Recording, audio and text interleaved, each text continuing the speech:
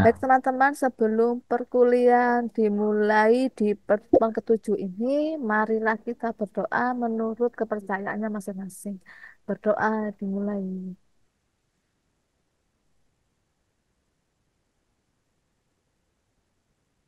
Berdoa selesai. Bisa dimulai Pak Endi. Oke, terima kasih Mbak Winda atas kesempatannya.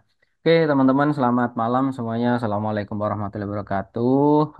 Ketemu lagi ya di pertemuan terakhir, karena nggak terasa ini kita sudah nyampe di pertemuan terakhir di pertemuan ketujuh. Kayaknya untuk mata kuliah yang lain teman-teman sudah minggu kemarin untuk selesainya, tapi kalau untuk yang digital marketing media ini, karena memang kita startnya beda satu minggu sama mata kuliah yang lain.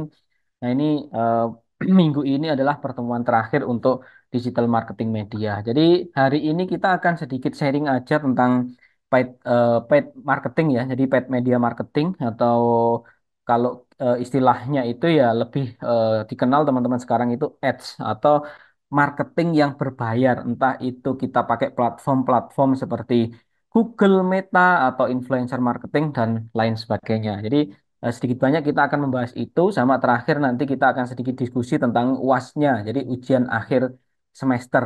Nah, cuma yang nanti kita diskusikan aja UAS-nya enaknya gimana. Saya sebenarnya ada sedikit sudah ada gambaran UAS-nya seperti apa, tapi nanti kalau teman-teman Bapak Ibu dan rekan-rekan semuanya di sini ada masukan-masukan tentang UAS-nya, saya terbuka aja orangnya gitu ya. Tapi kalau dari saya sendiri sebenarnya sudah ada draft untuk ujian akhir semesternya gitu. Nah, oke, izin untuk share screen. Oke, teman-teman, ini suara dan slide-nya sudah kedengaran dengan jelas ya.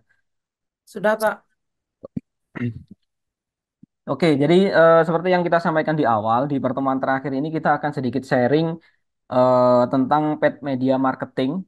Nah, kalau dari segi definisi ya, nah kalau dari segi definisi di awal-awal pertemuan atau kalau nggak salah di pertemuan pertama kemarin kita sudah sedikit banyak juga menyinggung tentang paid media marketing. Karena tapi sebenarnya kalau untuk yang satu ini memang saya porsinya nggak akan terlalu banyak ya. Makanya kemarin saya lebih banyak eh, membahasnya itu tentang di sosial media marketing sama content creating sampai copywriting, storytelling itu yang memang paling banyak. Karena kalau kita ngomongin paid media marketing itu juga salah satu powernya, salah satu kekuatan dari paid media marketing ini juga gimana sih kita dalam menyajikan konten. Jadi nanti akan kita bahas secara detail, akan kita bahas juga di dalam kenapa kok kemarin alasannya kenapa saya lebih banyak di sosial media marketing sama kontennya sama copywriting sampai storytelling itu. Jadi saya lebih suka ngubek-ubek kontennya karena kalau masalah teknis untuk paid media marketing ini kalau kita pelajari ini ya, kalau kita pelajari secara kayak cuma satu semester itu sebenarnya kayaknya kurang karena paid media marketing ini dinamis juga gitu loh. Jadi kayak kita ngomongin algoritma itu juga cepat berubahnya. Kadang tren-tren yang ada di Google Ads, Meta Ads itu privacy dan kebijakan-kebijakannya berubah terus. Sebenarnya kalau kita itu pengen mendalami lebih dalam tentang paid media marketing ya kita memang harus ini ya sedikit banyak meluangkan waktu di situ. Atau sebenarnya kalau kita punya bisnis dan kita pengen melakukan paid media marketing itu lebih gampang, lebih enak, lebih efektif kita itu bayarin orang, bayarin agensi yang memang dia sudah punya pengalaman banget di situ. Tinggal kita itu bantuin untuk analisisnya karena kita yang paling paham tentang produk, brand atau jasa atau intinya itu produk-produk yang kita jual. Nah, kalau secara definisi paid media marketing adalah ya strategi pemasaran yang dimana di situ itu melibatkan pembayaran kepada pihak ketiga. Nah, di mana pihak ketiga itu ya eh, kompensasinya karena kita bayar kompensasi yang diberikan kepada kita adalah untuk menampilkan iklan ataupun konten promosi ya seperti eh, ini ya SIA, Search Engine Advertising, terus ada juga kayak semacam iklan display, terus iklan di sosial media ya, sampai dengan iklan video. Dan masih banyak lagi nanti akan sedikit kita bahas sedikit-sedikit.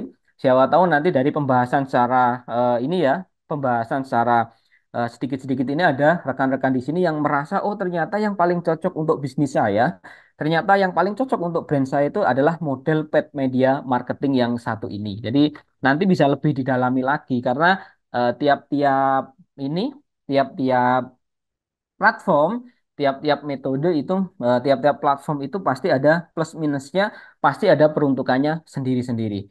Nah, tapi sebelum itu yang paling penting kita bahas itu adalah kapan sih? Jadi waktunya atau kapan sih kita harus pakai paid media marketing ini? Nah, itu yang paling penting banget karena kita akan mengeluarkan budget, karena kita akan membayar kepada pihak ketiga. Nah, jangan sampai kalau di istilahnya orang iklan atau di istilahnya orang jualan ya, itu biasanya kan jangan sampai kita boncos. Kita sudah membayar, ternyata hasilnya itu nggak sesuai dengan yang kita harapkan. Jadi ini salah satu hal yang paling penting untuk kita ketahui yaitu kapan harus pakai paid media marketing. Karena jangan sampai itu tadi boncos sudah keluar budget karena mereka ini kalau kita kasih budget ya sistemnya mereka entah itu di Meta entah itu di Google Ads kita kasih budget berapapun dimakan sama mereka. Kita pernah dalam satu hari itu kena karena kita merasa bahwa oh ini hasilnya kok biasa-biasa aja ya. Cobalah kita genjot, kita satu hari kasih budget sekitar 2,5 itu ya habis juga. Nah, dan hasilnya lebih jelek dibandingkan yang kita pakai budget cuma sedikit. Nah, jadi awalnya kita punya budget kayak satu hari kita plot untuk ngiklan itu budget maksimalnya itu 100.000 gitu ya. Nah, cuma karena waktu itu lagi peak season untuk pendaftaran mahasiswa, akhirnya digas nih eh, kasih 2,5 juta gitu.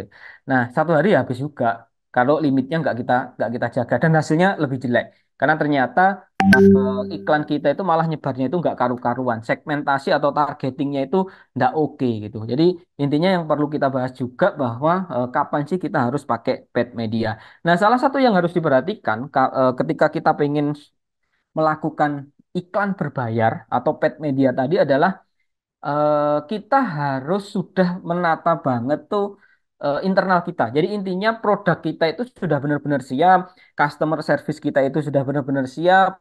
Eh, Kalau kita jualan barang, barang kita itu juga sudah harus bagus. Kalau kita jualan jasa, jasa yang kita tawarkan itu sudah harus bagus juga. Karena kalau kalau kita kayak cuma ini ya internalnya belum tertata nih, belum terpercaya, istilahnya belum trusted gitu.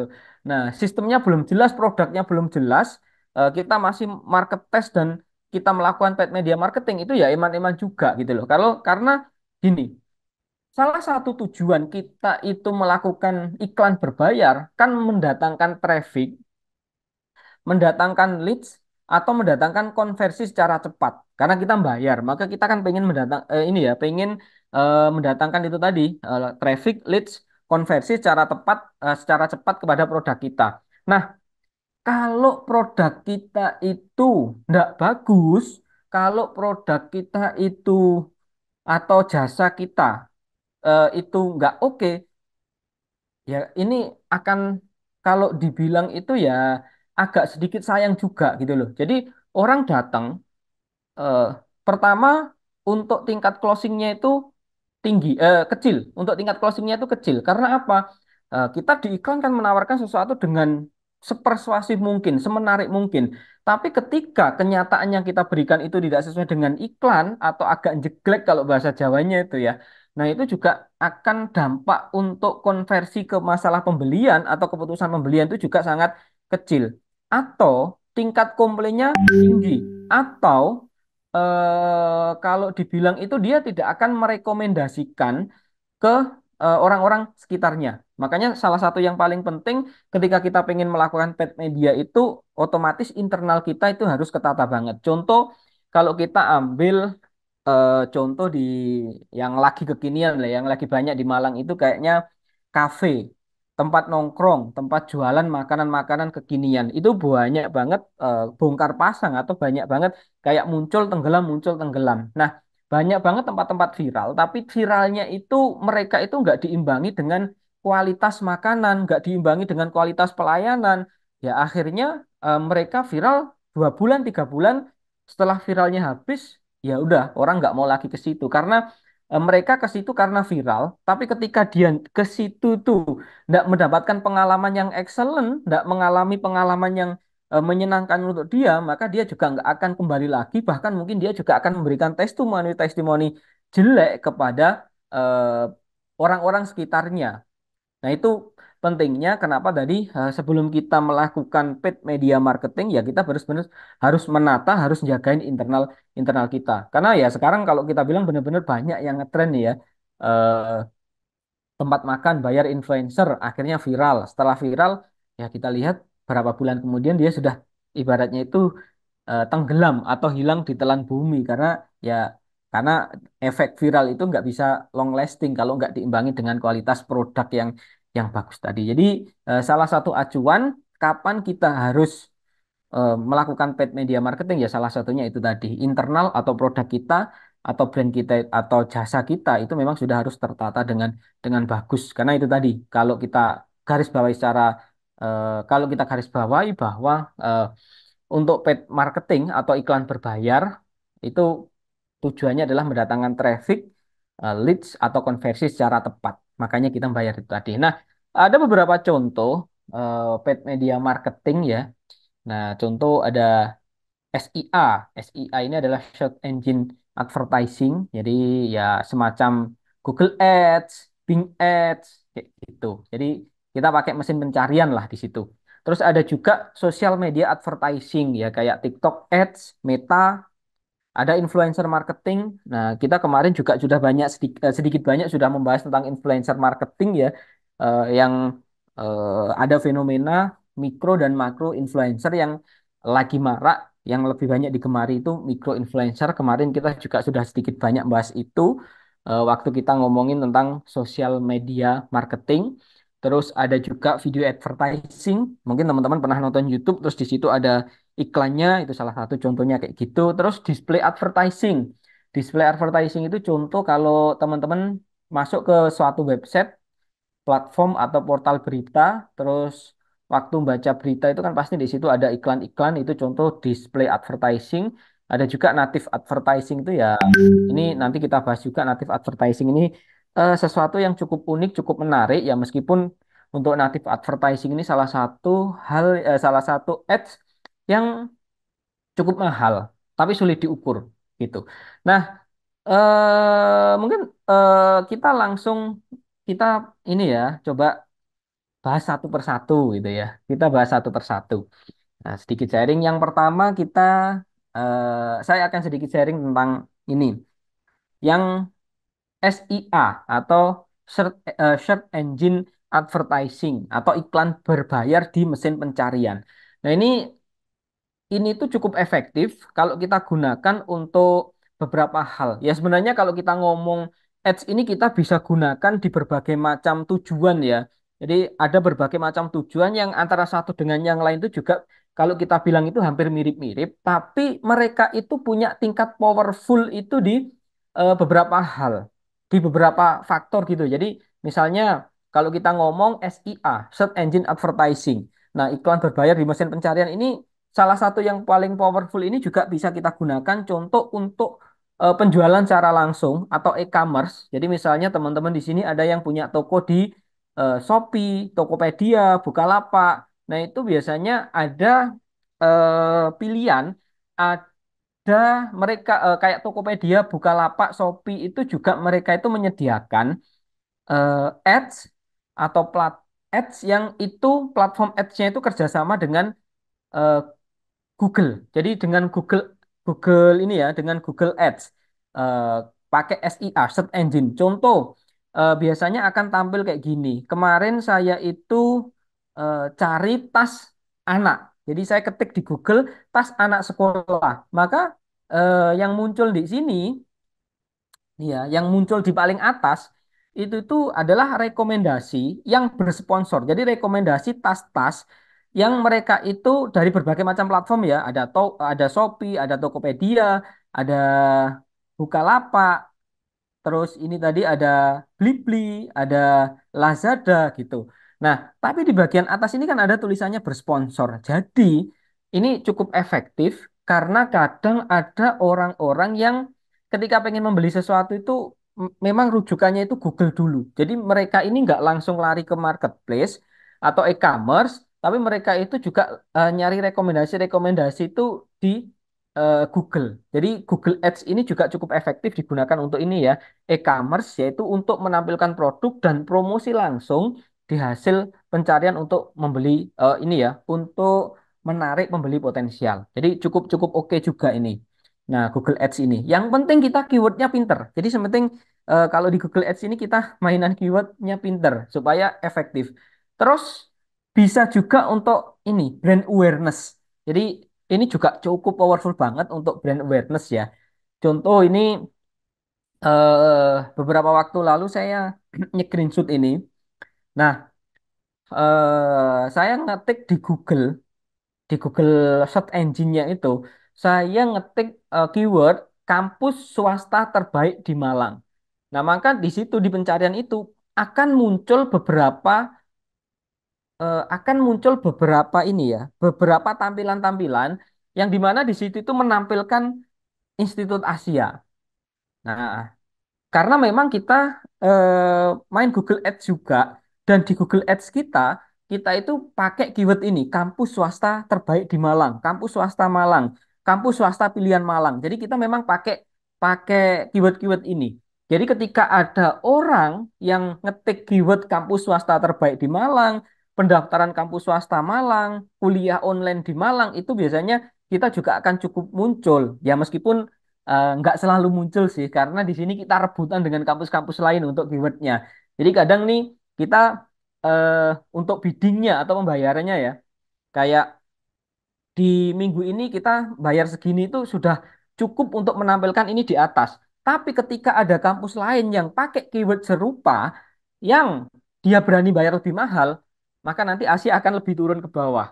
Maka kampus lain itu akan naik ke atas. Jadi sistemnya kayak gitu. Makanya kita untuk eh, search engine advertising ini kita harus pintar-pintar milih ini ya, milih keyword yang kita membayangkan kira-kira orang nyari apa sih gitu. Yang akhirnya itu agak kita jebak untuk dia itu ngeklik di ini kita, di website kita. Ya meskipun ini yang kita pakai ini bukan website resminya Asia sih. Jadi kita kayak pakai landing page yang di situ itu isinya ya promosi eh, Asia. Jadi ini cukup powerful. Jadi Google Ads khususnya ya. Karena kalau kita ngomong Bing Ads, jarang orang yang sekarang itu pakai Bing, lebih banyak orang pakai pakai Google untuk mesin pencariannya. Nah, terus di bawahnya itu ada yang dari RR itu. Nah, itu Rektor Institut Asia. Jadi intinya ini cukup cukup cukup oke, cukup powerful untuk ya kan orang ngetik nih kampus swasta terbaik di Malang. Keywordnya gitu. Terus muncul website tentang Asia, muncul info-info tentang Asia kan orang persepsinya langsung, wah berarti Asia ini salah satu kampus terbaik di Malang dong, kampus swasta terbaik di Malang dong gitu. Jadi orang persepsinya seperti itu. Padahal kalau teman-teman ngeklik ke dalam website ini, ke dalam ini ya, kalau linknya diklik itu leadnya. Jadi yang selanjutnya ini kan kita ngomong tentang lead generation. Nah, leadnya itu kita arahkan ke landing page, di mana landing page-nya itu ya kita nggak ngomong, kita nggak melakukan klaim juga bahwa kampus Asia adalah kampus swasta terbaik di Malang. Kita cuma mainan keyword.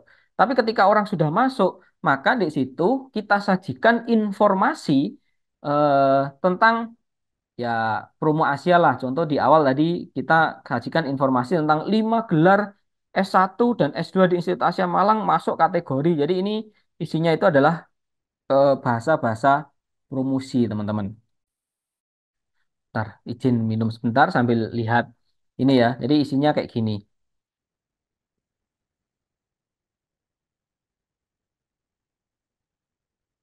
Nah, jadi ya intinya setelah teman-teman itu kayak persepsinya sudah, wah ini anu ya keren ya, Asia ini salah satu kampus terbaik di Malang nih. Nah, baru kita masukkan ke landing page yang di situ ya isinya adalah promo atau informasi-informasi keunggulan-keunggulan Institut Asia. Jadi dan untuk SIA, Search Engine Advertising ini juga cukup powerful untuk ini ya kayak layanan-layanan lokal kayak bisnis-bisnis lokal gitu loh. Jadi membantu bisnis lokal untuk meningkatkan exposure. Contoh kalau teman-teman ketik bakso Malang, maka di situ banyak muncul rekomendasi-rekomendasi di Google Maps tentang bakso-bakso yang ada di kota Malang. Padahal kalau kita ngomongin bakso Malang itu nggak semuanya yang ditampilkan di Google Maps ini adalah bakso-bakso yang paling enak di Malang itu enggak malahan gitu. Nah, tapi kadang ada platform, jadi kayak bisnis-bisnis ini kadang ada juga yang bayar ke Google untuk supaya Google Maps-nya mereka itu ditampilkan di paling atas atau di yang agak atas atau direkomendasikan oleh Google Maps. eh, Bisa itu kita bayar kayak gitu. Jadi kita bayar untuk nge-ads, tapi yang kita ads kan adalah Google Maps-nya kita. Nah, contoh ini ketika teman-teman ketik bakso Malang, itu yang muncul di atas itu ada yang namanya bakso presiden. Nah, di mata orang luar itu, wah akhirnya kalau ke Malang ya bakso presiden. Padahal untuk orang-orang Malang sendiri itu eh, cukup menghindari yang namanya bakso presiden karena ya nggak terlalu enak. Terus ya, tapi kalau ngomongin enak ini relatif ya. Jadi kalau untuk lidah saya sendiri ya biasa aja gitu ya. Tapi yang satu hal yang perlu di ini perlu diketahui agak overpriced juga gitu. Tapi karena dia kemasannya itu bagus, kemasan ini ya, kemasan marketingnya, contoh di Google Maps dia atas. Terus ketika teman-teman nyari di blog-blog, nyari artikel-artikel itu banyak banget yang tentang bakso-bakso khasnya Malang itu banyak yang merekomendasikan itu adalah bakso presiden. Padahal ya salah satunya itu adalah trik marketing di mana kita bisa bayar orang untuk menampilkan produk kita atau brand kita itu di eh, ya review-review atau artikel-artikel atau website-website kayak gini. Nah, jadi ini salah satu peruntukan atau salah satu keunggulan atau beberapa hal yang paling powerful dari Google Ads gitu. Nah, kalau strateginya, jadi kalau kita ngomongin strategi Google Ads ini ya, yang pertama pasti keyword lah. Karena seperti yang saya sampaikan di awal, salah satu kemampuan dari, salah satu yang ini ya membuat iklan kita berhasil di Google Ads ini adalah ya keywordnya. Semakin pinter kita riset keyword, maka semakin besar juga potensi kita untuk mendapatkan lead data yang cukup gede. Nah, contoh kayak kalau misalnya di Asia tadi saya ngomong, saya menggunakan keyword-keyword yang kemungkinan itu ketika ada calon mahasiswa baru itu pengen kuliah di Malang itu ya, tadi contoh keyword eh, kampus swasta terbaik di Malang, terus kuliah di Malang, swasta recommended di Malang. Bahkan mohon maaf nih, kadang kita juga eh, agak membelokkan. Agak membelokkan itu kita itu kadang juga pakai keyword-keyword yang sebenarnya itu mengarah ke kompetitor. Contoh, ketika kemarin selesai SNMPTN, SBMPTN, maka kita merasa setelah kita analisis itu anak-anak SMA atau calon mahasiswa baru itu kan pasti banyak banget nih yang nyari-nyari informasi tentang tes jalur mandiri. Nah, maka di situ waktu kemarin itu selesai pengumuman SMBT ya, Seleksi Nasional Berbasis Tes. Nah, itu saya dan eh, tim itu memasukkan keyword-keyword yang kemungkinan itu bakalan sering banget diketik sama mereka-mereka yang tidak lolos SNBT. Jadi contoh kita pakai keyword pendaftaran jalur mandiri UB, pendaftaran jalur mandiri Universitas Brawijaya, pendaftaran jalur mandiri UM, pendaftaran jalur mandiri UIN Malang.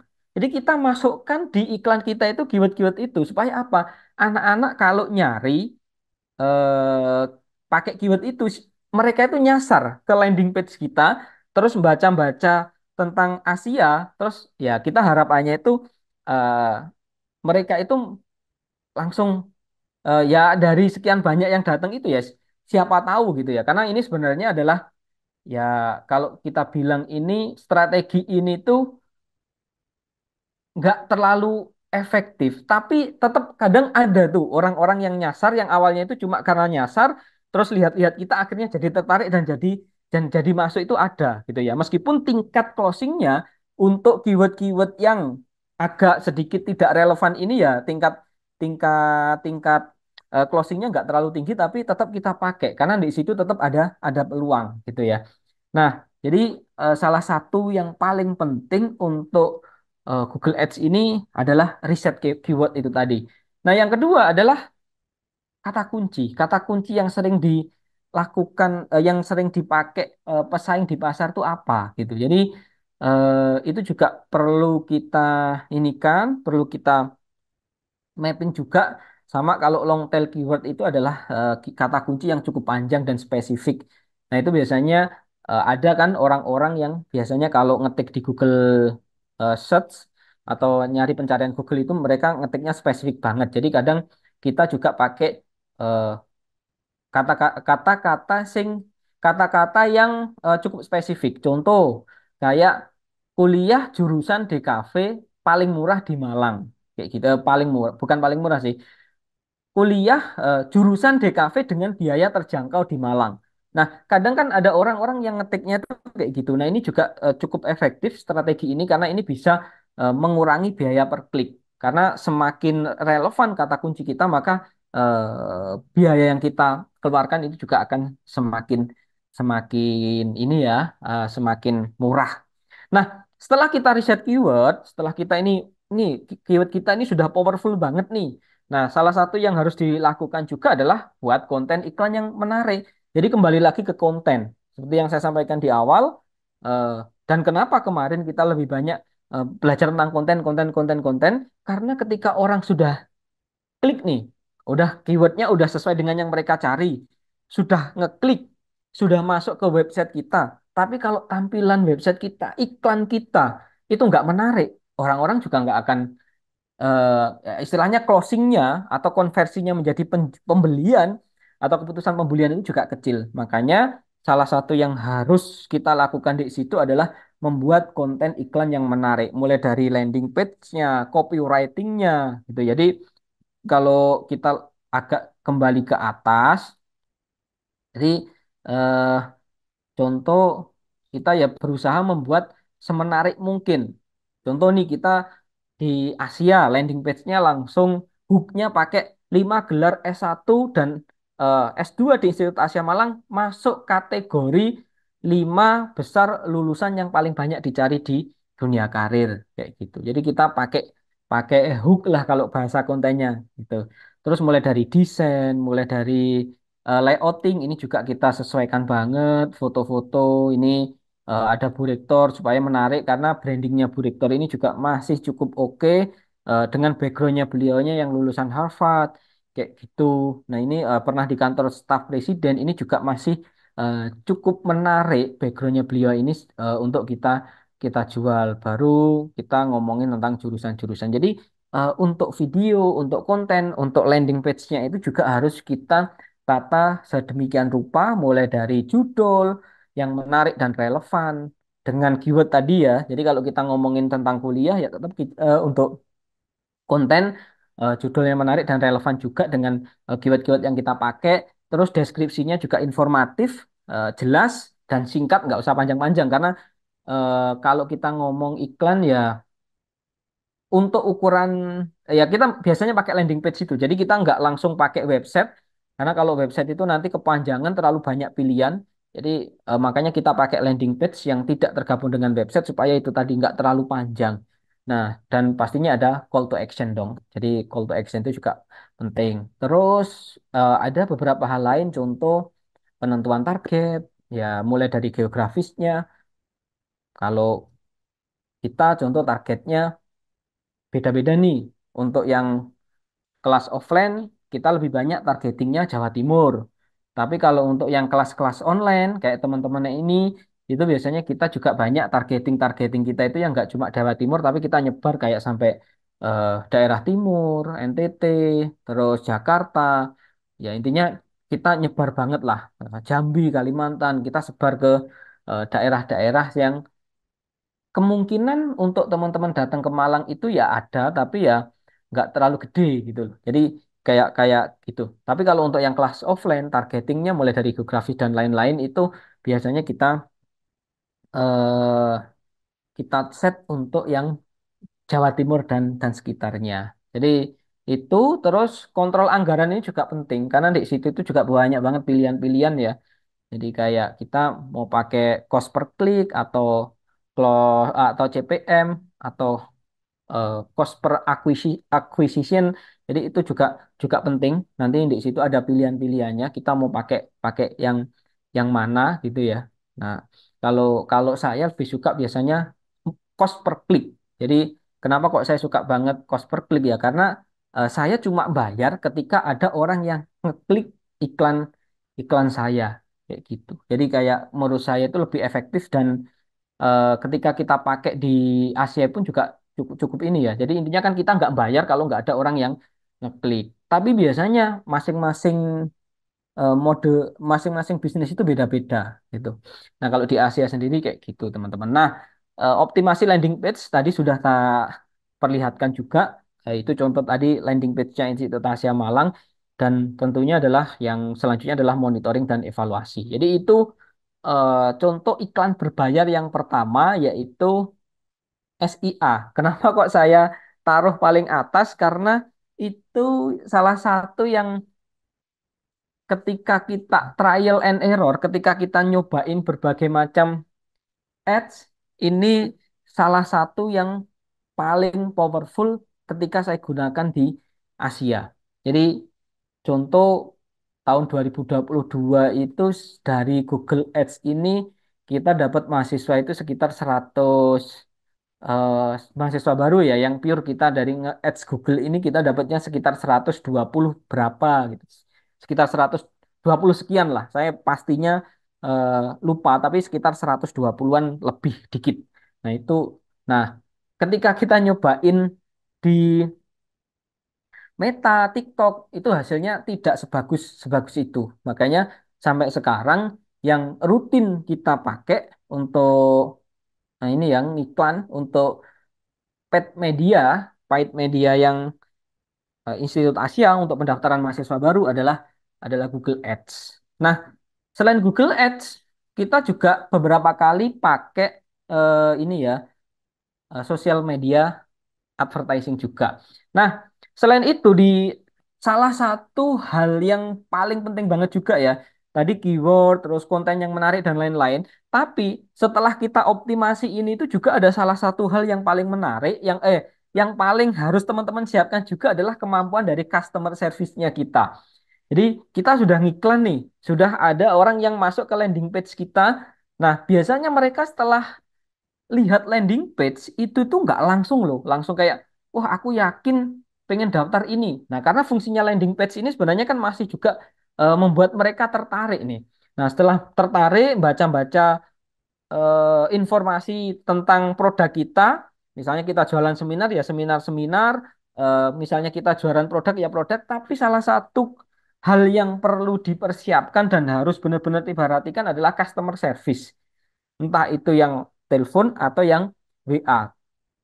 Jadi karena orang dari landing page ini biasanya akan kita arahkan ke customer service. Nah, tugasnya customer service inilah yang nanti membuat si calon pembeli atau calon customer kita itu tuh closingnya itu ya lewat ini customer service ini. Misal kita jualannya itu kayak jasa, kayak seminar, kita jualan pendidikan, kita jualan produk yang tidak pakai marketplace.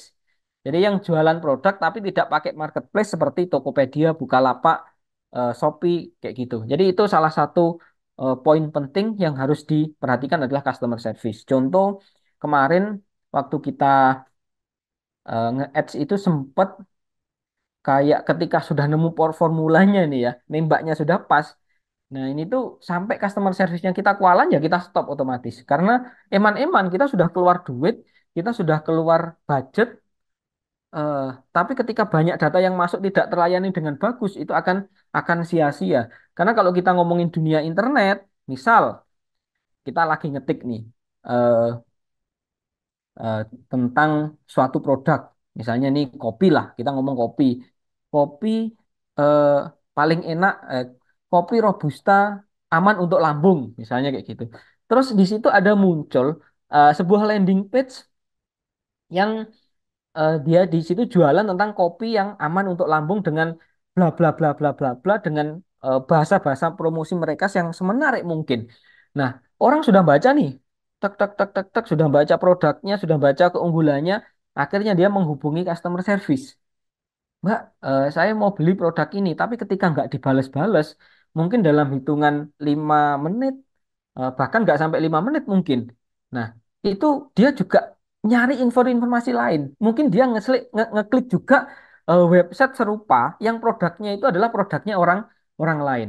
Nah, makanya itu tadi ketika kita sudah salah satu hal selain ini tadi, setelah ini kita ini ya, setelah strategi yang secara teknikal ini ya, secara teknikal ini kita perhatikan banget. Nah, salah satu hal yang paling penting atau salah satu hal kunci yang perlu kita persiapkan adalah kemampuan customer service untuk melayani lead data yang datang supaya mereka ini menjadi customer atau menjadi istilahnya closing atau terkonversi menjadi customer kita. Nah, itu contoh di SEA, Search Engine Advertising.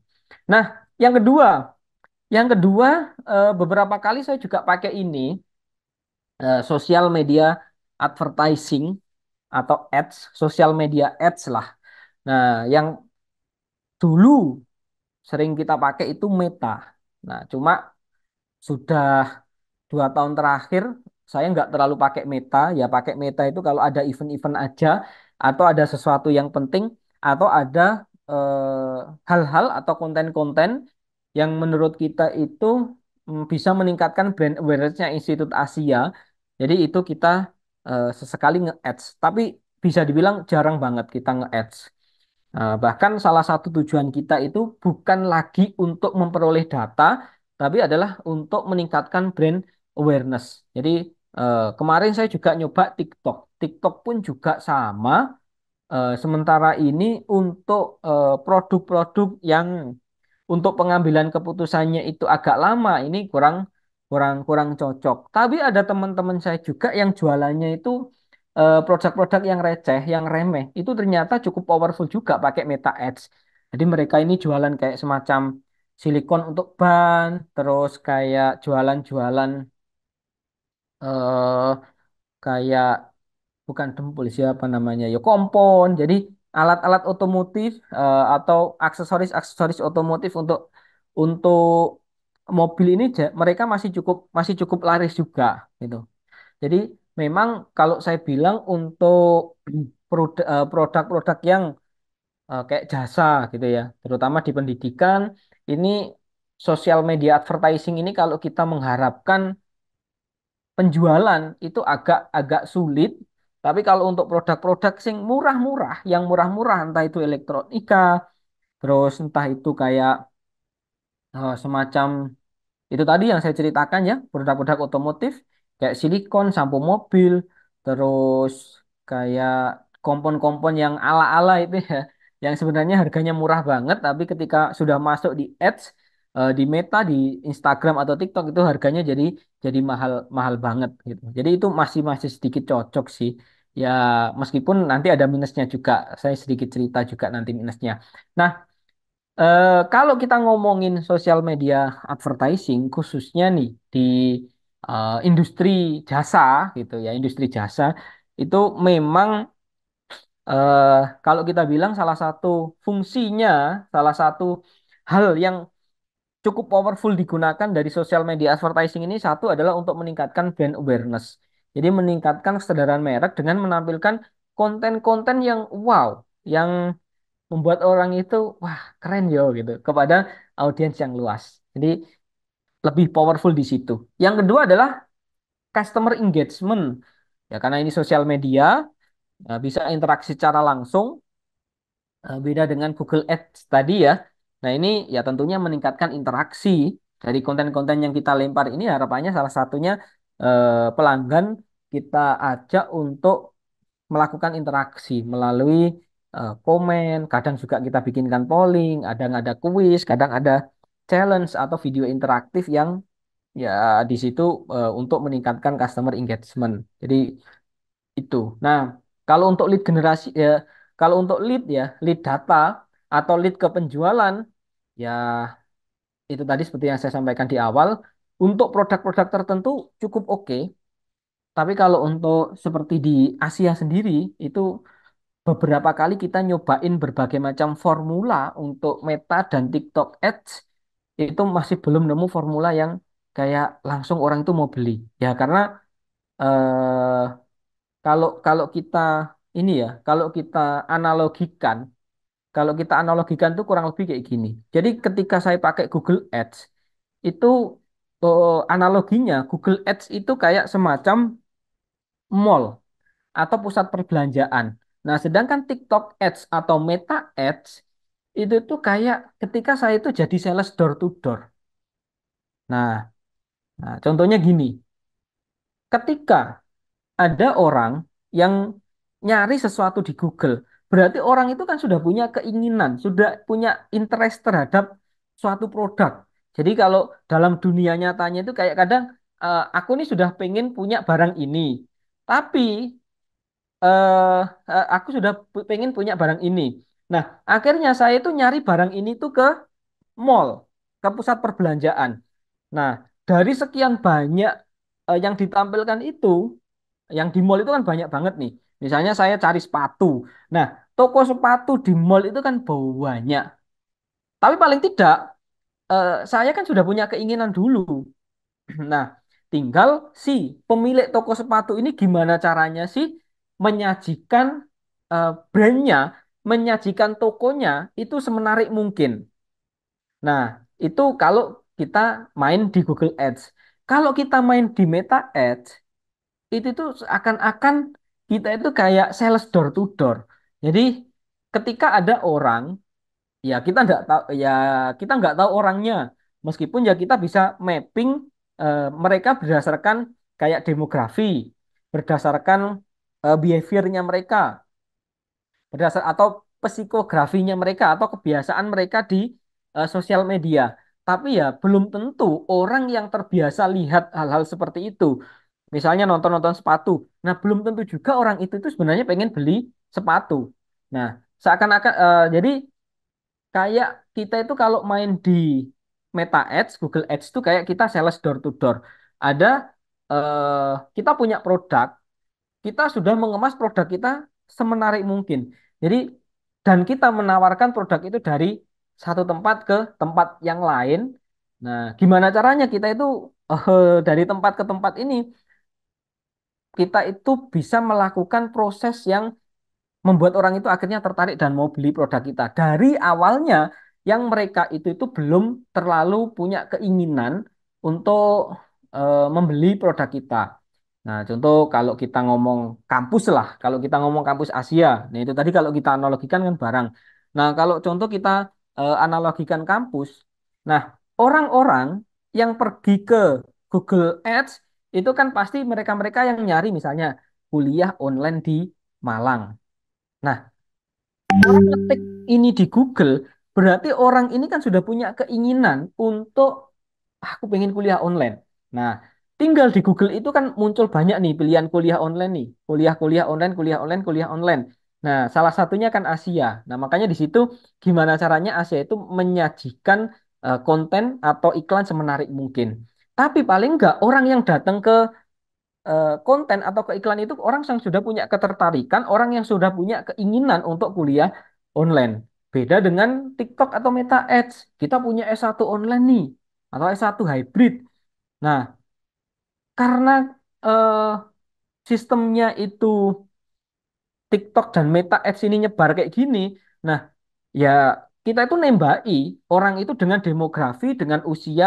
Oh, kira-kira orang yang mau kuliah online itu usianya itu adalah di atas 20 tahun sampai sekitar 50 tahun. Jadi kita cuma memetakan berdasarkan itu. Nah, kadang iklan kita itu nyasar ke orang-orang yang tidak punya keinginan untuk kuliah kuliah online. Makanya se sementara ini sampai saat ini yang lebih powerful untuk eh, hal-hal yang untuk keputusan pembeliannya itu lebih rumit, itu salah satu yang paling powerful yang kita pakai adalah Google Ads tadi. Karena analoginya ini, pusat perbelanjaan itu Google Ads atau kayak di mall. Nah, kalau yang Meta dan TikTok Ads itu kayak sales door to door gitu loh. Jadi itu teman-teman. Nah, ada beberapa hal yang ini hampir sama sih yang harus kita lakukan ketika kita ingin melakukan sosial media advertising atau ads. Nah, ini hampir sama dengan kemarin. Jadi salah satu hal yang kita lakukan itu adalah mapping platform mana yang mau kita pakai. Nah, ini di sosial media marketing kemarin sudah kita bahas juga dan kurang lebih hampir sama. Nanti lengkapnya bisa dibaca sendiri ya. Hampir sama kok. Kayak misalnya Facebook cocok untuk yang butuh demografis luas, cocok untuk jualan kayak gitu. Nah, misalnya Instagram ini ideal untuk visual storytelling dan lain-lain. Misalnya untuk fashion itu kemarin sudah kita bahas. TikTok dan lain ini TikTok ini cocok untuk audiens yang lebih muda ini sudah kita bahas juga. Jadi salah satu yang kita perlu perhatikan adalah masalah ini untuk di social media advertising ini adalah kita milih platform yang paling pas gitu. Nah, kalau untuk beberapa hal yang harus kita lakukan nih, contoh apa sih yang strategi yang harus kita lakukan untuk memaksimalkan sosial media advertising gitu. Yang pertama pasti kalau yang tadi di Google Ads itu adalah kekuatannya adalah keyword, kalau yang di sini kekuatannya adalah masalah konten. Nah, jadi kembali lagi ke masalah konten. Jadi kontennya harus menarik, mulai dari visualnya, eh, ya intinya copywritingnya, storytellingnya harus harus menarik. Karena ya kita sudah sedikit bahas kok ini di awal-awal kemarin bahwa sekarang itu orang kalau ketembak iklan itu kayak, aduh iklan lagi, iklan lagi. Nah kalau iklannya itu nggak dikemas dengan menarik atau unik ya biasanya orang skip, skip, skip. Gitu. Nah pesan, nah iso nggak usah terlalu panjang ya pesan marketingnya. Terus call to action, konten interaktif. Ini kurang lebih sama, nanti lebih lengkapnya bisa dibaca sendiri. Terus kalau untuk penentuan demografi ya hampir sama sih dengan Google Ads tadi. Jadi kita eh, tentukan demografinya. Jadi ads ini juga hampir sama kalau untuk masalah penentuan demografi. Berdasarkan usia, kelamin, pendidikan, terus behaviornya mereka kayak gimana. Terus ini salah satu yang paling penting itu adalah A/B testing. A/B testing itu misalnya kita pengen mengiklankan sesuatu, pengen mengiklankan konten. Nah, itu biasanya saya tuh langsung running itu kayak 5 5 sampai 10 konten. Ada yang misalnya tak bikin video, ada yang misalnya tak bikin model visual, ada yang tak bikin kayak carousel, ada yang tak bikin model story. Jadi langsung running tuh banyak dengan promo atau dengan tujuan yang sama.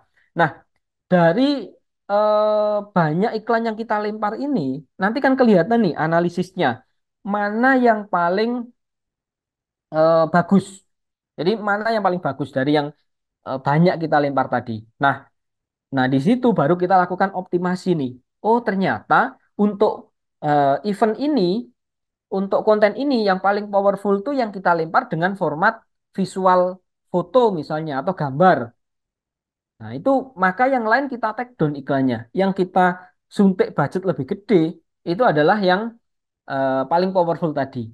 Karena kalau nggak A/B testing kayak gitu nggak bisa. Biasanya kita masang iklan cuma satu konten, terus kita lempar, kita paksakan, mau ndak mau ini harus kita sebar ke banyak orang, suntik dana, atau dikasih budget terus ya, maka habis budget kita, nanti tanpa dapat konversi apa-apa. Nah, ada juga kadang yang masih konvensional malah iklannya. Jadi kalau kita ngomong di kayak di Instagram gitu ya, itu kan ada yang namanya push postingan. Nah, kadang ada yang juga pakai fitur itu. Nah, itu kurang kurang kurang efektif sih. Jadi kita lebih bagus kalau pakai ads manajernya. Nah, selain itu kita juga harus set anggaran harian. Tadi di awal saya cerita bahwa pernah ini nyobain iklan 50.000. Iklan 50.000 kok lumayan hasilnya gitu. Eh, mungkin karena ini waktunya ini ya anak-anak lagi cari-cari info tentang kuliah. Akhirnya kita tembak nih. Kita kasih 10 kali lipat. Waduh, hasilnya tambah tidak karu-karuan. Yang awalnya itu yang masuk atau lead datanya itu cukup oke dan tingkat konversinya itu cukup oke. Akhirnya ketika kita suntik dana yang lebih gede, akhirnya malah tidak karu-karuan. Memang banyak data yang masuk, tapi kayak data sampah akhirnya. Karena ternyata kayak sistemnya Google, sistemnya Ads kayak gini ya, Meta. Nah itu eh, ketika mereka itu sudah nemu audiens yang tepat, itu kita mikirnya kan, wah pasti nanti kalau kita tembak dana yang besar, kita paksa untuk mereka nyebar lagi, mereka pasti nyebar ke audiens yang serupa, gitu. Nah, ternyata waktu itu belum belum secanggih itu. Jadi kayak akhirnya nyebarnya itu random. Pokoknya dana ini dalam 1 hari harus habis. Akhirnya ya data-data yang masuk itu kalau kita bilang data sampah. Makanya set anggaran harian itu perlu. Biasanya 50 sampai 100 ribu itu sudah cukup oke untuk harian. Nah, terus kadang kita juga harus melakukan retargeting. Misal, ada orang yang pernah lihat video kita sampai melakukan klik masuk ke ya intinya leads, entah itu sampai WA atau enggak. Itu yang penting mereka ini klik ini kan terekam. Nah, ini bisa kita eh, retargeting. Nah, kita juga bisa melakukan lookalike audience. Nah, ini biasanya ketika kita sudah nemu tadi ya audiens yang serupa, itu kita bisa minta mereka untuk menyebar lagi ke audiens-audiens yang serupa dengan ini. Tapi ya tidak bisa ugal-ugalan gitu ya. Karena kalau ugal-ugalan AI-nya mereka ini juga akhirnya ngawur. AI-nya entah itu Google, entah itu Meta. Terus ya kita melakukan monitoring pasti. Monitoring dan analisis penyesuaian ini perlu banget. Contoh kita kalau di Asia sendiri untuk Ads itu biasanya kita tiap 2 minggu sekali, tiap hari Kamis itu kita pasti meeting membahas tentang Ads. Eh, Bahkan kalau ada fenomena-fenomena tertentu, nah kita sering meeting dadakan. Kayak misalnya, wah ini sebenarnya kalau kita analisis, kayaknya ini orang yang kalau kita lihat dari tren, ini banyak nih orang-orang yang sebenarnya nyari info-info tentang kuliah. Tapi kok data yang masuk dikit banget ya? Ada apa ini? Nah, itu biasanya kita meeting.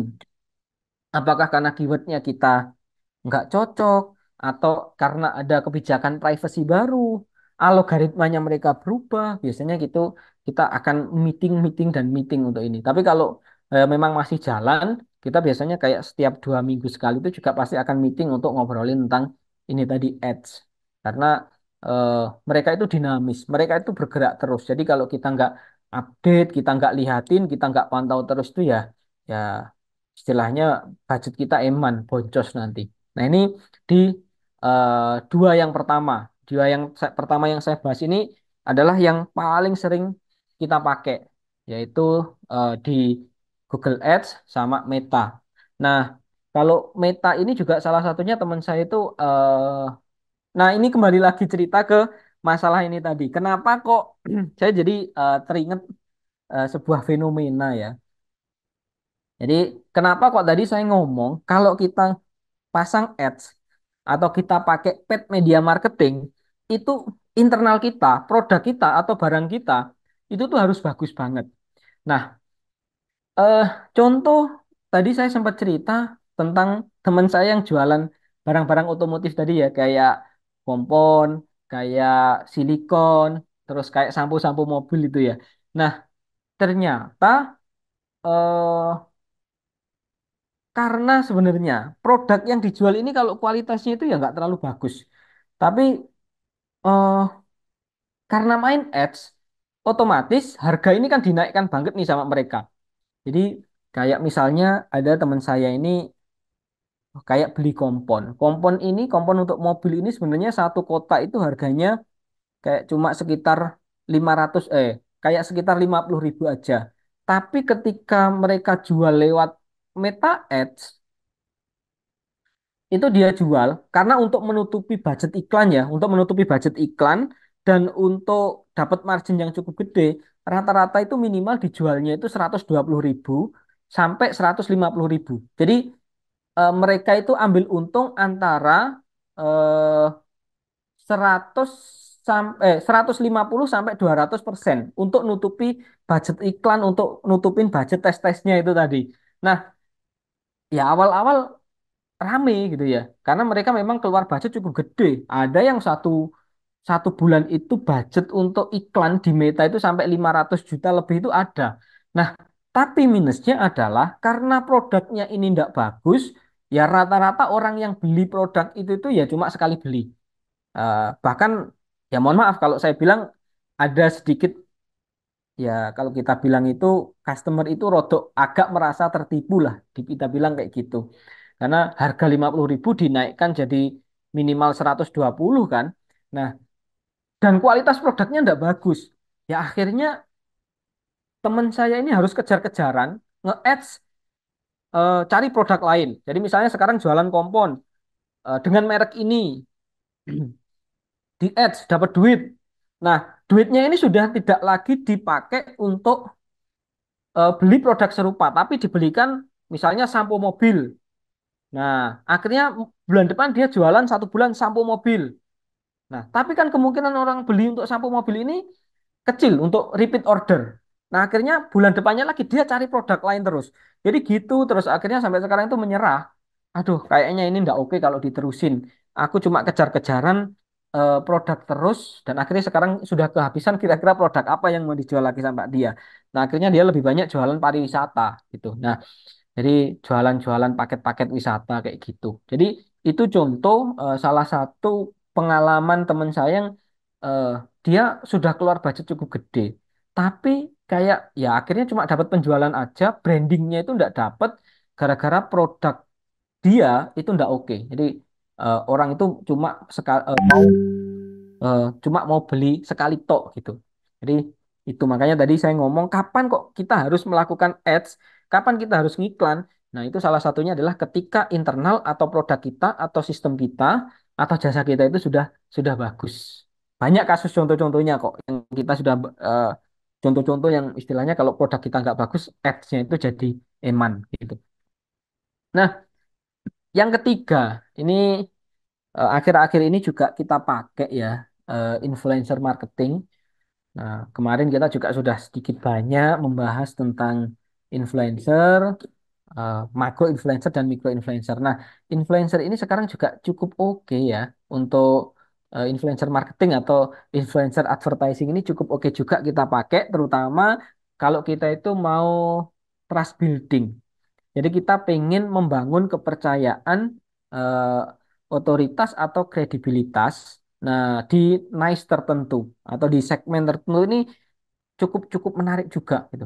Karena kayak influencer itu mereka ini sudah punya pengikut-pengikut setia yang kayak ketika mereka ngomong apapun itu langsung ditelan mentah-mentah sama followernya. Jadi untuk trust building, terutama untuk brand-brand baru yang belum terkenal, ini bisa banget dipakai.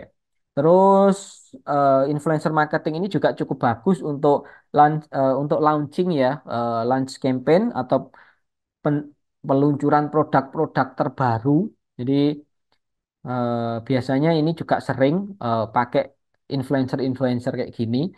Nah, contoh kalau di Malang, misalnya kita pengen buka rumah makan. Kalau dulu mungkin kan pasang iklan, pasang banner, pasang baliho yang gede-gede kayak gitu. Nah, kalau sekarang rata-rata kalau eh, pengen buka rumah makan, pengen buka tempat kopi-kopian, itu mereka sudah ndak pasang-pasang lagi banner yang gede-gede.